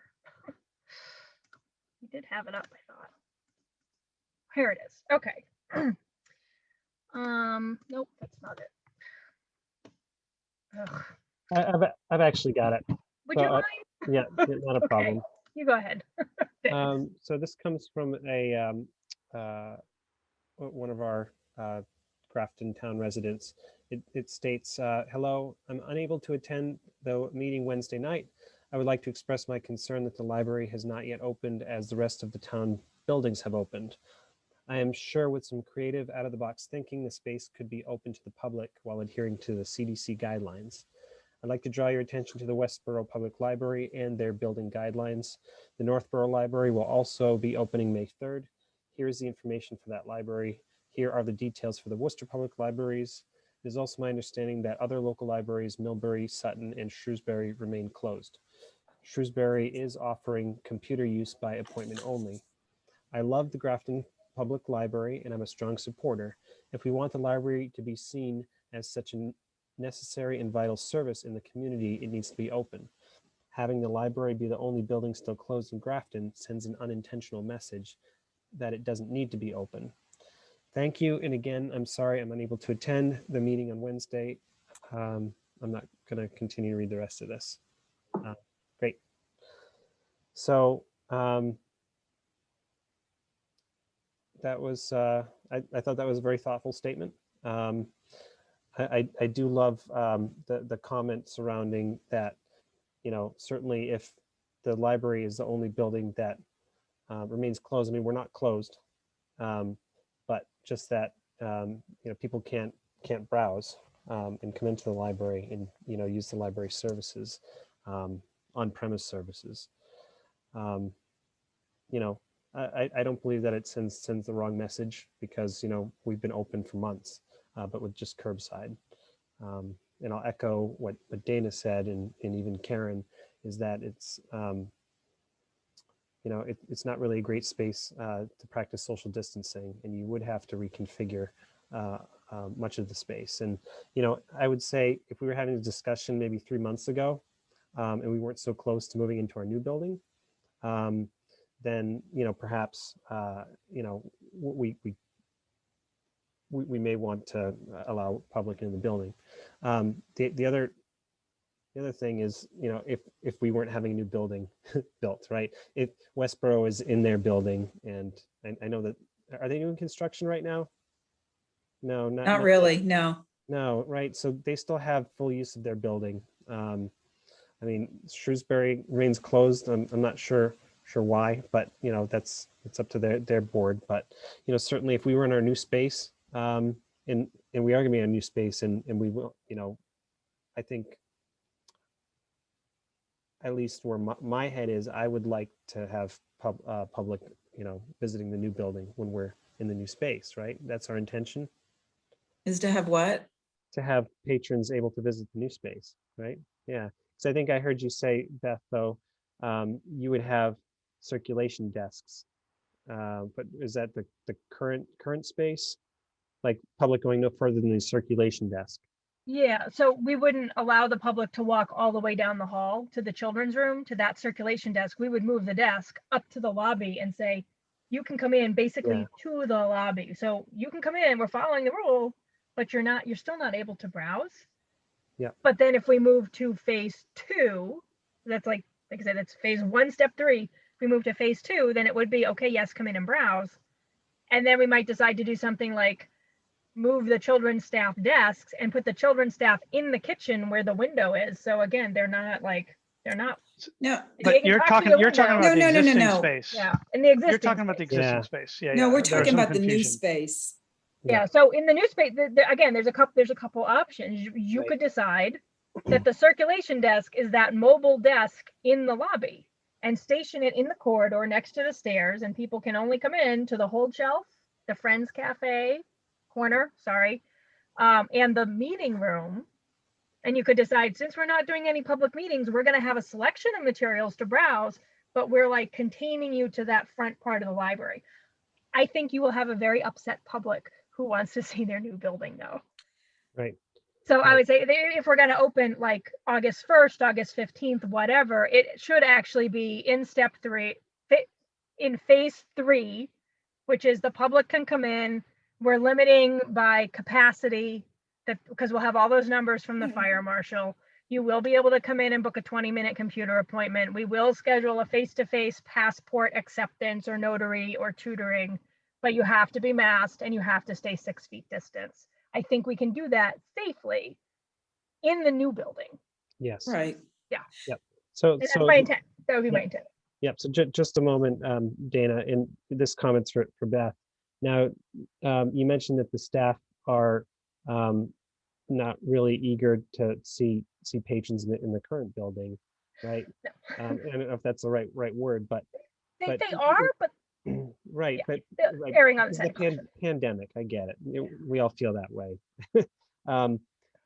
But is that sentiment going to still be the case in a larger building in a different space, or is that discussion you need to have with your staff? I think that's discussions to have with them. I don't want to speak for anybody or even say anything that will, call out any specific staff member. I'll say they're very eager actually to see and interact with each other. We've been staggered, team A, team B, for a year. And they're like, can we stop staggering? I would love that. And yes, I'm vaccinated and I kind of feel safe with you, but then my kid and my partner, they're not vaccinated. So if your kid and partner aren't, and you carry something to me that I bring home, like that's still a problem. The vaccination is great and it's a huge step, but we're nowhere near like 80% herd immunity. So even staff, staff, you still have to wear a mask and you still have to be on a staggered shift. Here's a reminder. Here's the guideline. They do say they miss patrons. I believe that. And I do think that once they are all fully vaccinated, they're going to either come back or they're going to say, here, I'm still high risk, or I live with someone high risk, or whoever can't get vaccinated. So here is my doctor's letter. And now that's an HR issue. So, but I do also think, you know, I spoke on 2 National Library of Medicine panels. One of them had over 1,000 live participants, because the Grafton Public Library has taken a position for its staff and patrons of extreme self-care and compassion through this pandemic that is a model for other libraries. So there is also a piece of me that hates to lose that at this late date and be telling staff, no, you have to come in. I know it's scary, you have to come in. But we are getting to that point. And I think by August 15th, that's the point we're at. And even in Grafton, we have 8,000, almost 8,500 residents who've had their first shot out of 18,000 people. Like, that's pretty good. I'm pretty comfortable with that. As long as they, again, keep your mask on and stay at 6 feet, and we'll be just fine, and we can still serve the public with those restrictions, given the bigger space and the ventilation. Okay. Well, I don't think there's anything to vote on, but I think we'll leave it open for a little bit more discussion, right? So I think I saw Dana and then Doug. Yes, I was just gonna say, that makes sense. The other thing is, I was gonna also say, right now we know that Westboro offers browsing and it's only limited, it's 20 minutes, and they limit the number of people that come in and out. So that's what you were talking about, Yeah. perhaps doing in the new expanded library. The only thing I would say is we have to, I think that makes sense, and we'll see what the guidelines are and see how things are going. My only other thought is that August 15th, that's a pretty tough, that seems a little early to me, but obviously you have to see how you get the shelving units in there and you get everything ready for the public. So it could be later than August 15th is what I was thinking, but I'm sure you realize that. So I liked what Beth said. I think it makes sense. We want to do it safe. And that way you have to do it in intervals and 6 feet apart. And that's what I experienced at the Westboro Library, because I did go in there. Thank you. Doug? So I might be a little bit different, but obviously at the core, we need to listen to the guidelines, the COVID guidelines. But there are a lot of buildings open in town. Schools have been open actually for many months. Teachers have been there for many months, not at full capacity, but at partial capacity. Many of those teachers were not vaccinated, but yet they were teaching classes every day. So I think, I think there are cases where this has been done safely. As Beth mentioned, the number of cases in Grafton, I think, are close to nil. To me, it's a really tough thing because that building is not a good building currently. It's small. I know Beth proposed, so that picture you sent of the kind of the workflow through the adult section and the children's, that's what you came up with last March? Okay, yeah. I still think it's viable, but I think a single entrance, like we have to have a single entrance to be ADA, at least for people who can't make the step. Right. Yeah. So, and I would agree. I think that layout and that work, that flow, it doesn't allow a lot of people in the library at the same time. Maybe if it's only 4 people at once, but it does allow a safe interaction of those 4 people going separately. The fact that we're getting pushed until, another month later to move, to me, that's actually more of a reason that we should consider opening the current place in some small capacity. On the other hand, if we close, I know I'm doing all this contradicting myself. So if we can keep the library closed and we can prepare to move earlier so that when we do move on July 17th, that whole thing happens so much quicker, that means we can open up the new building that much quicker because we haven't had to deal with the current change, all the changes that we'd have to go through for the first month. So I'll admit I haven't really made my own opinion either way. But I think if that date of July 17th is pretty firm, 12th, thank you. Yeah, it's firm. If It's that's firm, and the fact that we can close whatever it is, 3 weeks before, 4 weeks before. And so on July 12th, we're essentially all ready to go. And they just come in, pick Yeah. up everything and move in the new building. That will make it a lot faster than if we're open until, July 11th or July 4th. And now we only have a week to pack.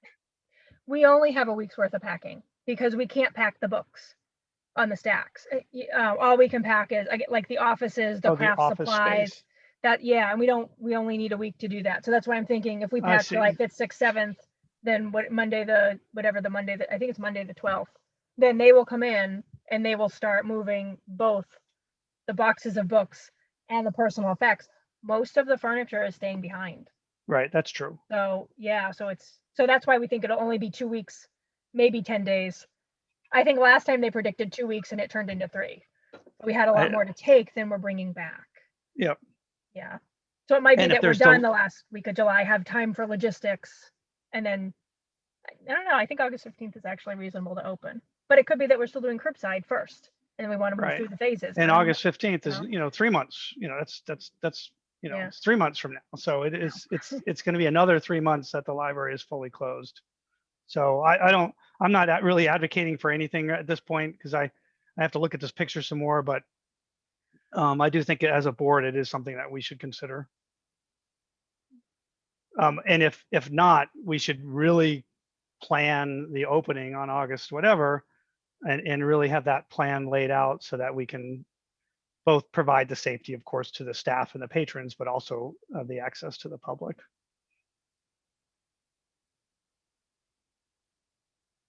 I guess you can always move back and forth between phases. So we could decide we're moving to phase 2. We'll see how it goes and we'll evaluate. I think we would need like a week, at least a week, maybe 2 to like move things and That's put the down other all of thing is our- we got to build the partitions and everything. So that's going to take, that's going to take some design and some time also. Yeah, well, we have, like I said, we have them. It's just, it's a single partition on a desk. So we need to figure out like, actually, no, we're going to move that person into large print and now large print is just not accessible. We'll slip you the book through the door. You can't browse some of the areas still.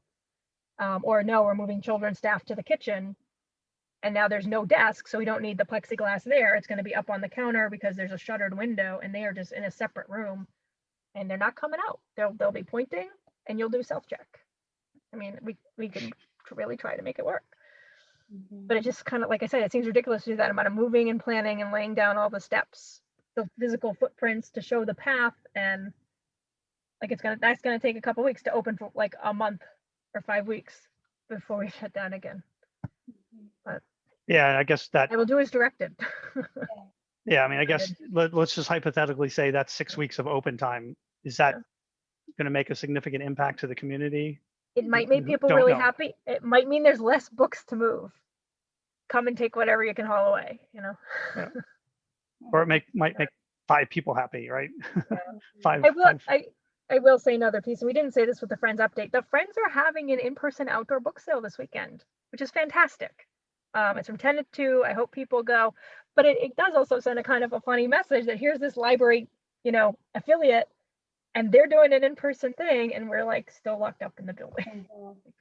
It's a little, but the thing, Beth, there's a big difference between indoor and outdoor. There's a big difference, that sort of thing. And I There just is. have to wonder if the people who want it to reopen, would they consider it reopened if you could walk in 2 feet and pick up your books, as opposed to looking at that front door and picking up a bag? Would people consider that opened? Probably not. Right. So, and I'm also thinking, how much is it going to cost to do all this retrofitting for 6 weeks? we've done it. The cost is really like mental labor to go through and make sure that we're up to the newest code. And again, to like physical labor to move some desks, but we already have all of the signage, all the like we're not buying more partitions. I will just move people, like I said, into offices because we didn't do 3-sided. We just did 1. That was the guideline at the time. We have footprints, we have masks and gloves and aprons if we want to feel extra protected. Yeah. We have it. The shields. Are you No are money. you talking old building or new Current building? current building, current temporary building. Okay. Yeah. So Like, you we would, ordered everything how- we needed. How long would you be open for? I don't think we're ready to do like 9 to 6 or 9 to 7, like I saw. But I mean, how Westboro, I many think, is weeks are doing, you but- thinking, I mean, when could you make that happen? And how long would you be open before you move? Yeah, like May 15th to July 3rd. I guess we can think about it. Well, maybe I may have to think about that a bit. I mean, if it really makes people a lot happier, the school's ongoing, right? The school would still be in session. To the middle of June, okay. But would all your people be vaccinated? No. So if you're not, then you'd have to figure out who's gonna work and who isn't. I think what would happen is it would limit, like I said, we wouldn't be able to be open like 9 to 7, but we would be open like 10 to 12, and maybe, you know, the first hour is designated for seniors or high risk, is one of the guidelines. Okay. And we would okay. close to do a thorough Okay. cleaning. We would have, I would want the town to provide the custodial for like a, you know, whatever the window is from 12 to 2 or whatever, so that we can reopen and clean from 2 to 4. We might only do one night. Right now we're doing 6 days a week of curbside. So feels generous. So Beth, you're quarantining items for how long? 24 hours? 24 hours, which really, things come in the end of the day. Monday, they're not going to get checked in until Wednesday morning. So it's a little bit longer than 24. So how does that affect your use of the space? Because I know for a time you had all those you know, quarantine zones. Yeah, we actually, this week, Cindy helped. We decided that we could quarantine everything again in the children's program room. Mm-hmm. But like I said, I would want to move staff who are, if more staff are coming back, staff would not be like out on the desk anymore. They would be in an office. And I guess the other question I have is, how many other libraries are allowing browsing besides Westboro? Is that the norm, or is that atypical? I still think it's atypical, but Yeah. I would have to get the whole list. But we're feeling that the pressure's on for us to open, and so that may change in that more libraries may offer browsing that are modern facilities like Westboro, like Northborough, because that's a new library. It's 9 years old, I think, or something like that. They're 12. opening Monday. Okay, that's 12 years old. And I will say the director there was very adamant a year ago that we are not opening until the whole thing is over. Okay. He shifted. Okay, so we're at 9:07. I see Marty.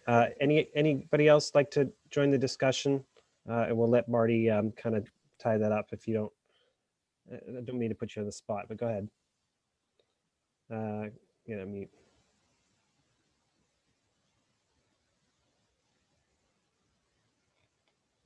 I'd like to know whether we really are getting a lot of pushback from the community to be open versus how many in the community are quite willing to stay away, given the physical plant that is our current library and the fact that we're in this pandemic and the situation that we're in. And on top of that, when we look towards August 15th, 3 months can be a long time. And I think that in that time, I'm hopeful that things will improve. We're seeing some very significant improvement over the last 3 months. So I'm not so sure that we should be writing off too much of what might be possible August 15. But the physical plant that we have is just not good. That's overstating the obvious. And I'm just curious, are we getting a lot of pushback? I appreciate the letter that we've gotten. It seems well phrased and heartfelt and understandable, but that's one letter. So are we getting a lot? Again, over the last month, there have been probably 5 or 6, at least one a week. They tend to come in on Facebook Messenger, and I see that. So I'm reporting that to you. We do have a yes log and a no log and a patron comment form, which the staff are supposed to be recording those kinds of things. So I only know what I see, and what I've seen is 5 or 6 things, but real pushback even when I tried to say, here's why we're not open, you know, well, other libraries are doing it. Actually, no libraries are offering in-person storytelling. 5 or 6 doesn't feel like a lot to me with a population of 18,000 And we know that you're serving, what, over 200 curbside books a week or It's something like about, that? about that a week. So just in terms of percentage relative to those people that are serving, it's pretty small. So I appreciate those people's concerns, but you're always going to have a minority of people that aren't going to agree with what you're doing. But I like to think we're in a position to make the better judgments of what's safe for everyone concerned.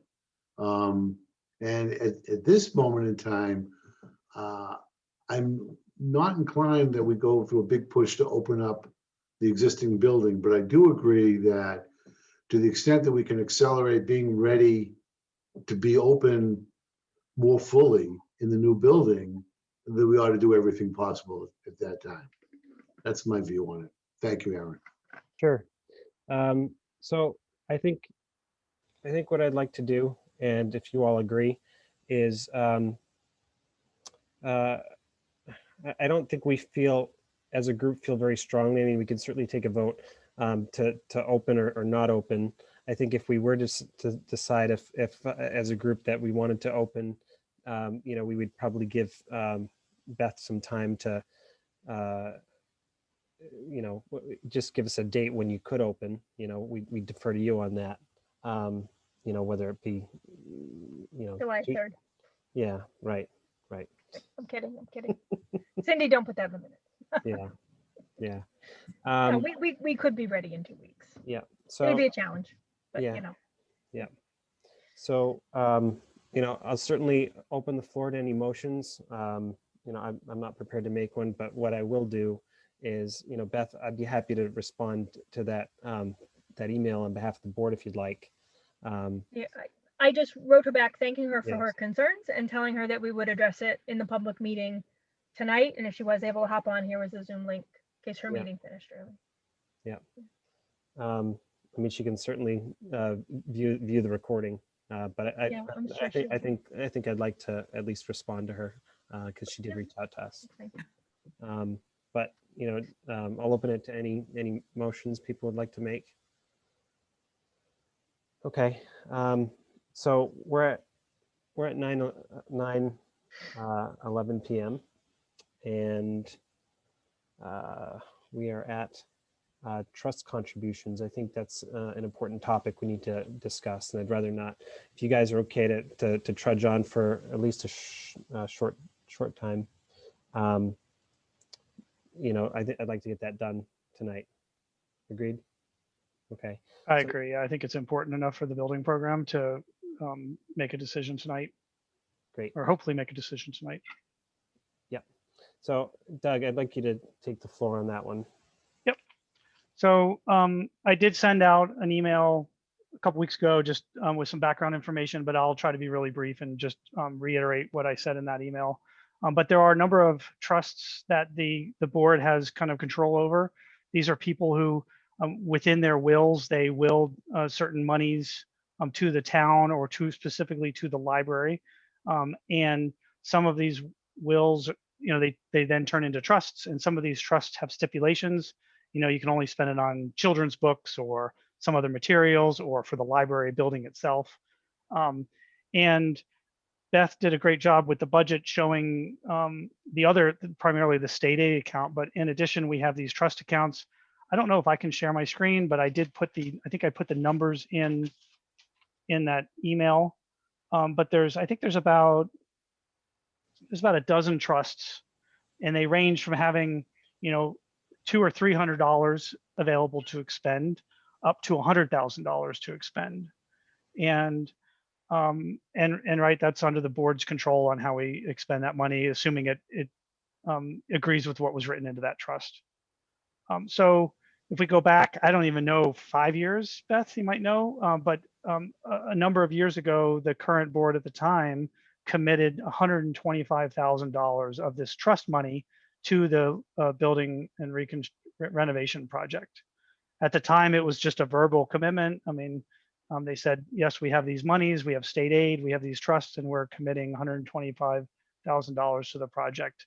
Since then, we did commit a small piece of $18,500 to a a railing that's in the library because that was an extra cost, but we felt that it was really important. So this board or the board approved that.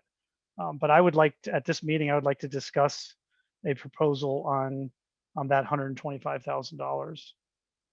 So there's really, as Dana pointed out, there's a number of trusts. They all say like the Jerome Wheelock Library and the Geo Fisher Library, but it's the trust is the Geo Fisher Trust. It just is for the library. And so I had proposed, let me bring up my email real quick. So the state aid that Beth reviewed earlier has a total of about $112,000. That does go up each twice a year as they give us the grants. So that has about $112,000. The Geo Fisher Trust has about $37,000. This was also another trust that was it was written so that it was just for the library itself. There was no really limitations or restrictions on what those monies can be spent on. And then the largest trust that we have is the Jerome Wheelock Trust, and that has about $98,000 in it. And all of these trusts do have a non-expendable piece and an expendable piece. And the numbers I quoted were all the expendable pieces. Obviously, we would check with the accountant just to double check, but there was some questions around the Jerome Wheelock Trust, that there was a kind of a baseline principle that had to be met before we could expend it. But my conversation with the accountant said that this is the value that's in the expendable piece, so that must be expendable. But I think they would do one final check before we expended that. So I had proposed taking $50,000 out of state aid, out of the $112,000 balance, $25,000 out of the Geo Fisher Trust. That current balance is $37,000, and then $50,000 out of the Jerome Wheelock Trust. So that's about half of that trust. So it does leave, what is that? It leaves about $120,000 remaining across those three trusts, but does expend it. And what would happen is the town has set up a kind of a donor account for any donations to the town for the library construction. So we would, once we vote on this, these monies would be moved out of these individual trust accounts into this library construction donor account. I think one thing we could talk about is just the actual numbers, which gets taken out of what. Certainly if we want to keep a little bit more money in state aid, we could reduce that and move it, take more out of the one of the other trusts. But those are just the numbers I looked at because it kept a healthy number in each of those balances. And it doesn't prevent us, in 6 months, if something else comes up, we would still have $48,000 in Jerome Wheelock Trust that we could expend on, anything for the library. Yeah. So with that, I will take questions. Yeah. So Doug, I'd like to start, but this kind of echoes some of the sentiment because you and I had a discussion about this offline, but was really a lot of these trusts were set up for just this purpose, a library renovation, right? So my question was, because the state aid monies are really, it's right at our fingertips, right? So if the Beth and the staff have a need, or the trustees want to do something, we can just say, okay, I approve this much out of that, and it's done, right? Whereas I think the money's coming out of these trusts is another step, right? So what you're proposing tonight is taking those trusts and transferring money into another account to be expendable, for the library project. So my comment was, why don't we exhaust one of these trusts, right? Yeah. Why leave any money? Is it because maybe they gain interest where the state aid's money doesn't gain interest? That would be one of the only reasons. But I think it would be great to just say, well, thank you for the contribution. It's being used for the, actually, I don't think you wanted to discuss the purpose it was being used for. Maybe that was your comment, Dana, correct? Well, we have to make sure that the purpose fits, the stipulations in the trust. Yeah. Right. It's pretty generic at this point. Aaron, I have the same question, Yeah. is that, are we making money on the trust fund, on the monies in the trust versus the state? And I didn't think it was a lot. Yeah. And I think, I mean, that's why the trustees said we're gonna spend 125, because we felt, I was on that board and I think Doug was too. We felt that now is the time. So that makes sense to me, but I just wanted to make sure some of them, what I see on my paper is different than, does Doug have the most up to date? Because this says, how much is you were saying the Wheelock is, I see it as more than what you were saying. I think the Wheelock has 97,929 as, at Okay, least as fine. at the last number, yeah. Okay, that's correct. Okay. Because I mean, I have to agree with Aaron. I wouldn't mind. I think it's okay to take more from the trust and less from the state, because we don't know what, I mean, I don't know. It would be good to have flexibility so that we can take care of something happens in the next 2 or 3, 4 years with the library that we need to help. But, and Yeah. I think most of these people, I know that this is what we really, the intent was to improve the library. So I'm happy with taking more out of the trust, if that's what the other trustees also agree. Yep, and just to tie up my thought, and then I'll, leave it to others. I actually, when we talked about this a few years ago, I thought this money would come out of the trusts, not come out of state aid money. And then I think, previous discussions had been, we've been banking the state aid money just for this purpose. And I thought, well, that's not how I originally envisioned it. So I envisioned it coming out of the trusts, but that's just me. Well, I would say that we have been banking the state aid for this project, I see. but I didn't realize personally, I don't, I'm in favor of anything, right? I would agree. I mean, if the state aid Yeah. is probably a little more flexible to spend, right? The two trusts are specifically for the building, like permanent pieces of the building, like the shelving and stuff like that. So, that really needs to go into a little bit more of the permanent. I think that's the Geo Fisher one. I'd have to look back, but where the state aid is probably a little bit more flexible.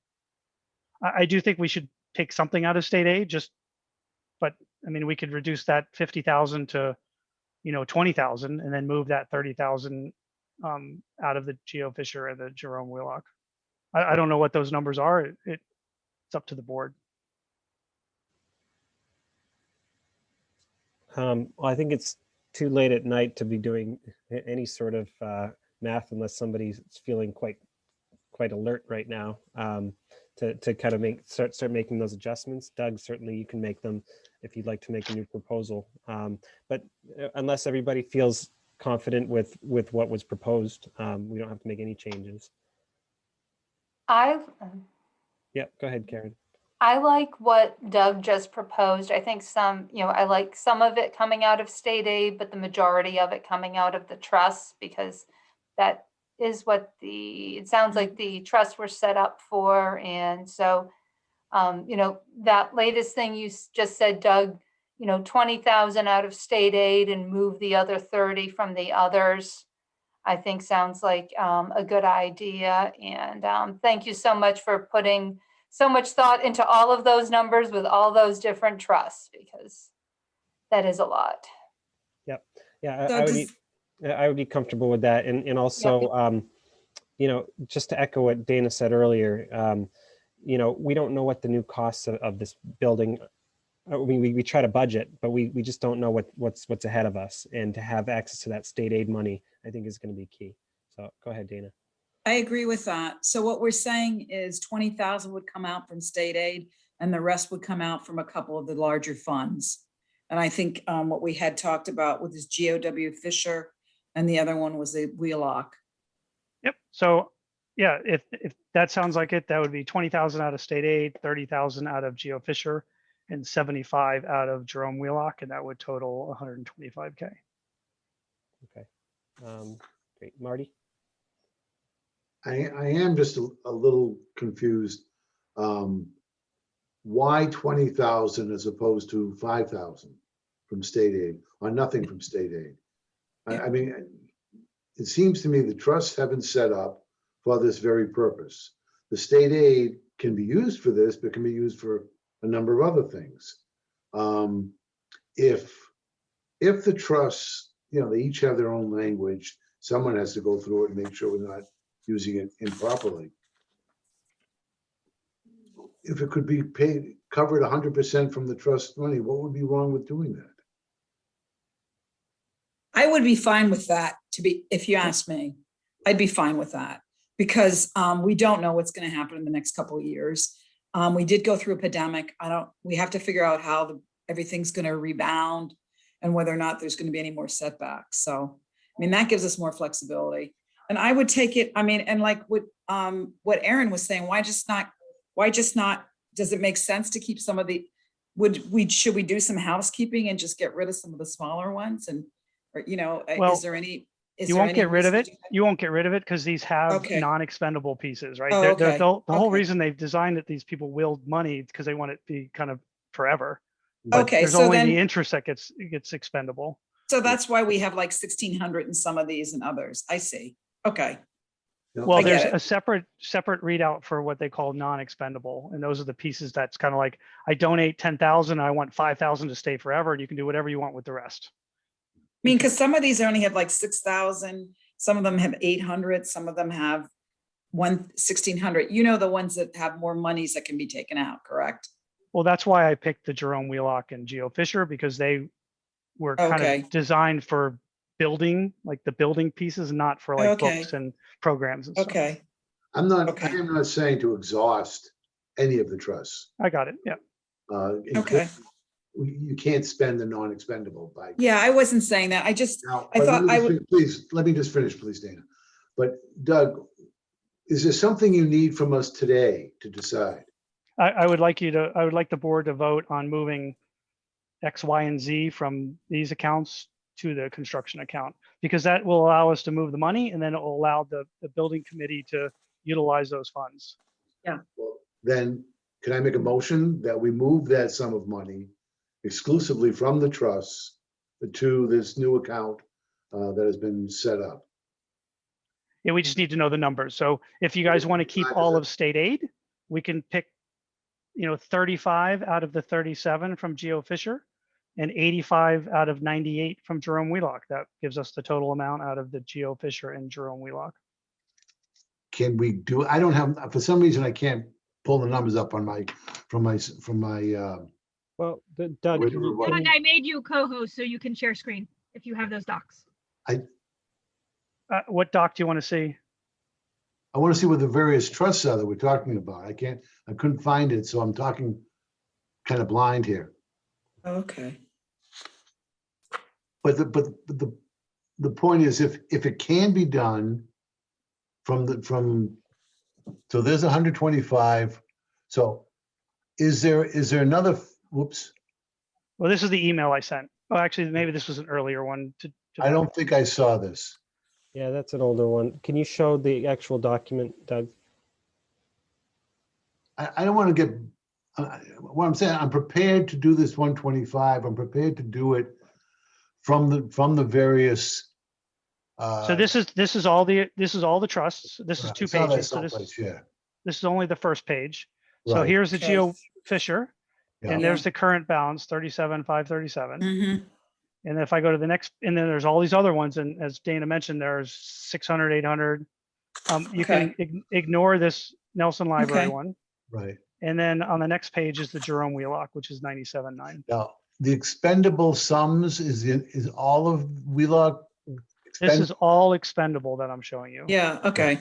All right, so between the two, Wheelock and, could you go back to that prior page?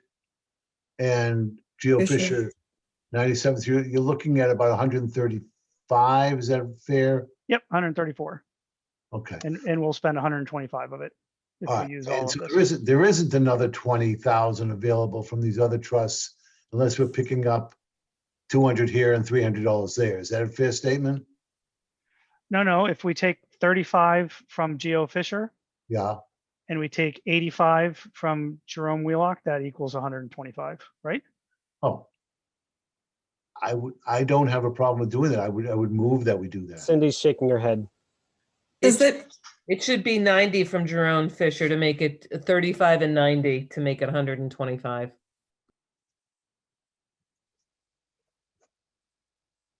yeah, she's right. Okay. The, We were warned about doing math late at night. wait a minute. Okay.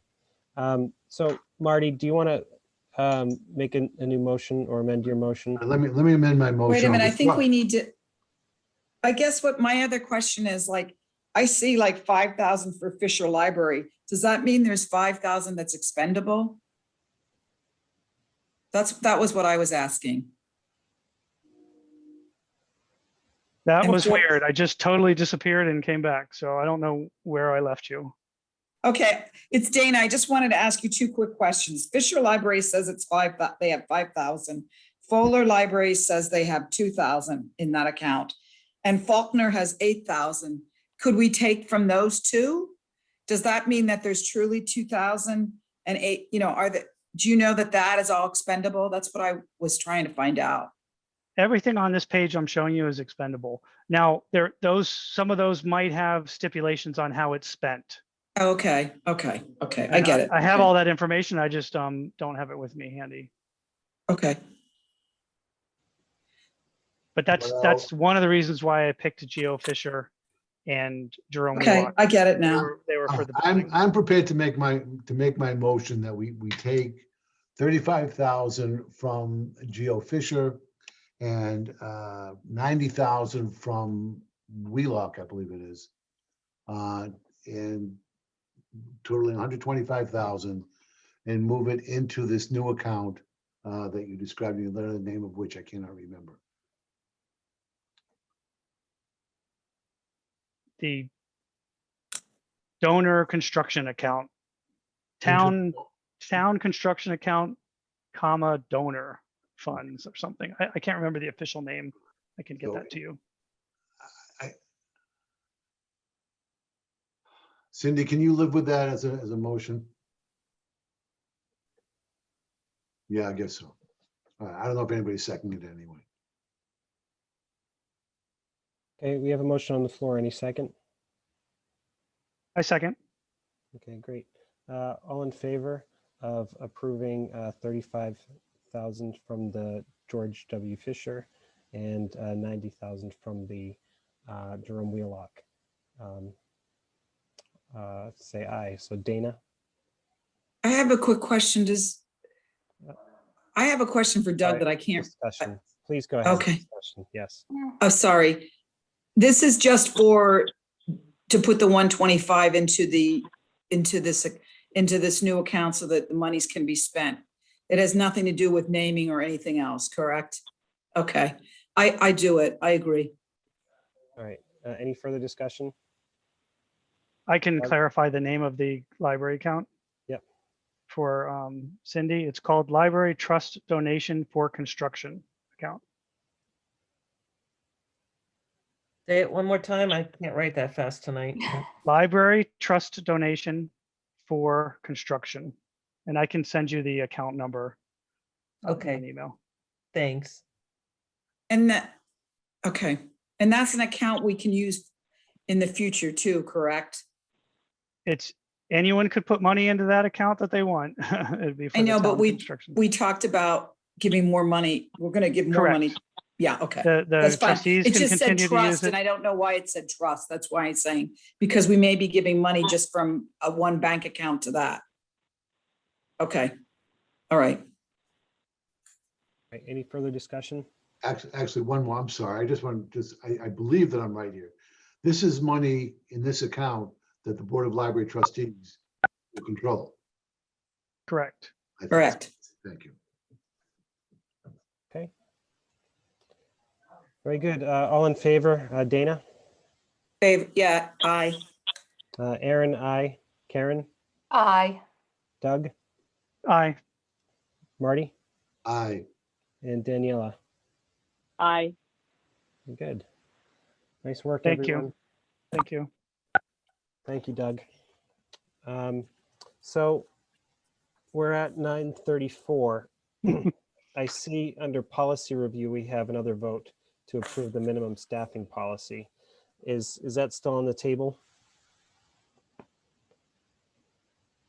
No, nobody sent suggestions. And when I took a look at it this week to send it to all of you, I realized it actually does need to be rewritten in terms of 5 service desks. So I did a draft of it, and I think Daniela and Stephanie and I are going to try to meet next week. Okay. So yeah, we don't have any new policies or that's the update for the policy committee. We haven't met. We do have a great draft of a meeting room policy, but kind of need to reform and get together. And with the delayed opening, it's not quite as urgent to have it approved tonight. And I think we can aim for May. Okay. Yeah. Great. Doug, I think you can probably stop sharing if you would like to. Oh, sorry, I didn't know. Thanks. No worries. Okay, so I'm jumping around a little bit here, but because it's late. So we're tabling teen advisor to the board for now. Library hours. So I think we should, if you guys are prepared to, determine where we'd like to add the extra hours. Stephanie, who had to leave the meeting early, she mentioned weekend hours. I tend to agree, but that would be, we're not open Sunday, so really we're talking just about adding hours to Saturday. So that we're talking about 2 hours across the week, right? Not 2 hours one day and 2 hours another day, Beth. It's I just 2 thought we hours. were going to extend to 6 p.m. Friday and Saturday. Mhm. I can do it an 8-hour shift. I can't make staff work a 9-hour shift to stay open till 7. Yeah. So Okay. yeah. I think I it's a think that- discussion.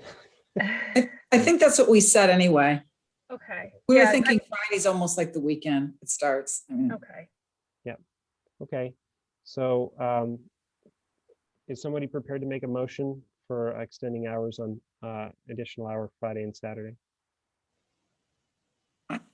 Okay, Marty. I move that we extend the library open hours by 1 hour on each of Friday night and Saturday night to 6 o'clock PM. Great. Any second?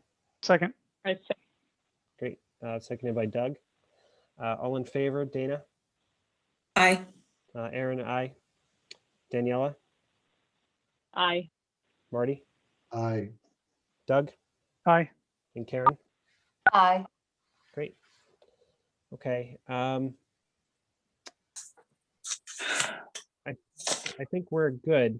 Beth, do you want to provide, I know you emailed us the director's report, but it's totally your option if you'd like to present. My kid has been texting me to say goodnight for 45 minutes. So I will just say March was great. Everything was up except for the number of items added for whatever reason. We just didn't purchase as much. But everything is green on that statistical report because, you know, numbers are up. We're doing almost, I think we did 456 holds where, you know, patrons called or emailed and staff placed the hold plus another couple hundred reference questions. So again, I'd like to say that the library is, you know, closed when we're doing 750 to 800 curbside pickups, 100 to 200 people participating in pickup programs, and almost 800 reference questions. Like, we're busy, and it's not just the same 40 people. We're seeing new faces and new names every month. good. That's great. Good work. Great, thank you. Great. Do I have a motion to adjourn? Can I just also say one more thing? It is Cindy Zariello's birthday tonight, and she is here with us. Because she didn't tell me it was her birthday, so I didn't tell her I would find someone else to take minutes. So thank you, Cindy. Taking Above and minutes on your beyond. birthday. Oh my goodness. No. Oh, goodness, Cindy. Happy birthday. I will have a draft job description for May for a trustee scribe with a proposal to pay a scribe beginning July 1st from state aid money, $1,500 a year. Happy birthday, Cindy. Just, Get her just up. Happy birthday. you'll never have these 2.5 hours back. I had a marvelous day and I knew this was happening. And so I figured I love you guys. So I enjoy doing this. I kind of miss the board meetings, believe it or not. Thank you. Well, we She love says having that, you. but she'll never be back. Yeah. That's true. Great. Happy Thanks. birthday. So Yeah, happy Right. birthday. do you have a motion to adjourn? I make a motion to adjourn. Okay, any second? I second it. All right, all in favor, Dana Aye. and Aaron, I, Daniela, Aye. Marty, Aye. Doug, Aye. and Karen.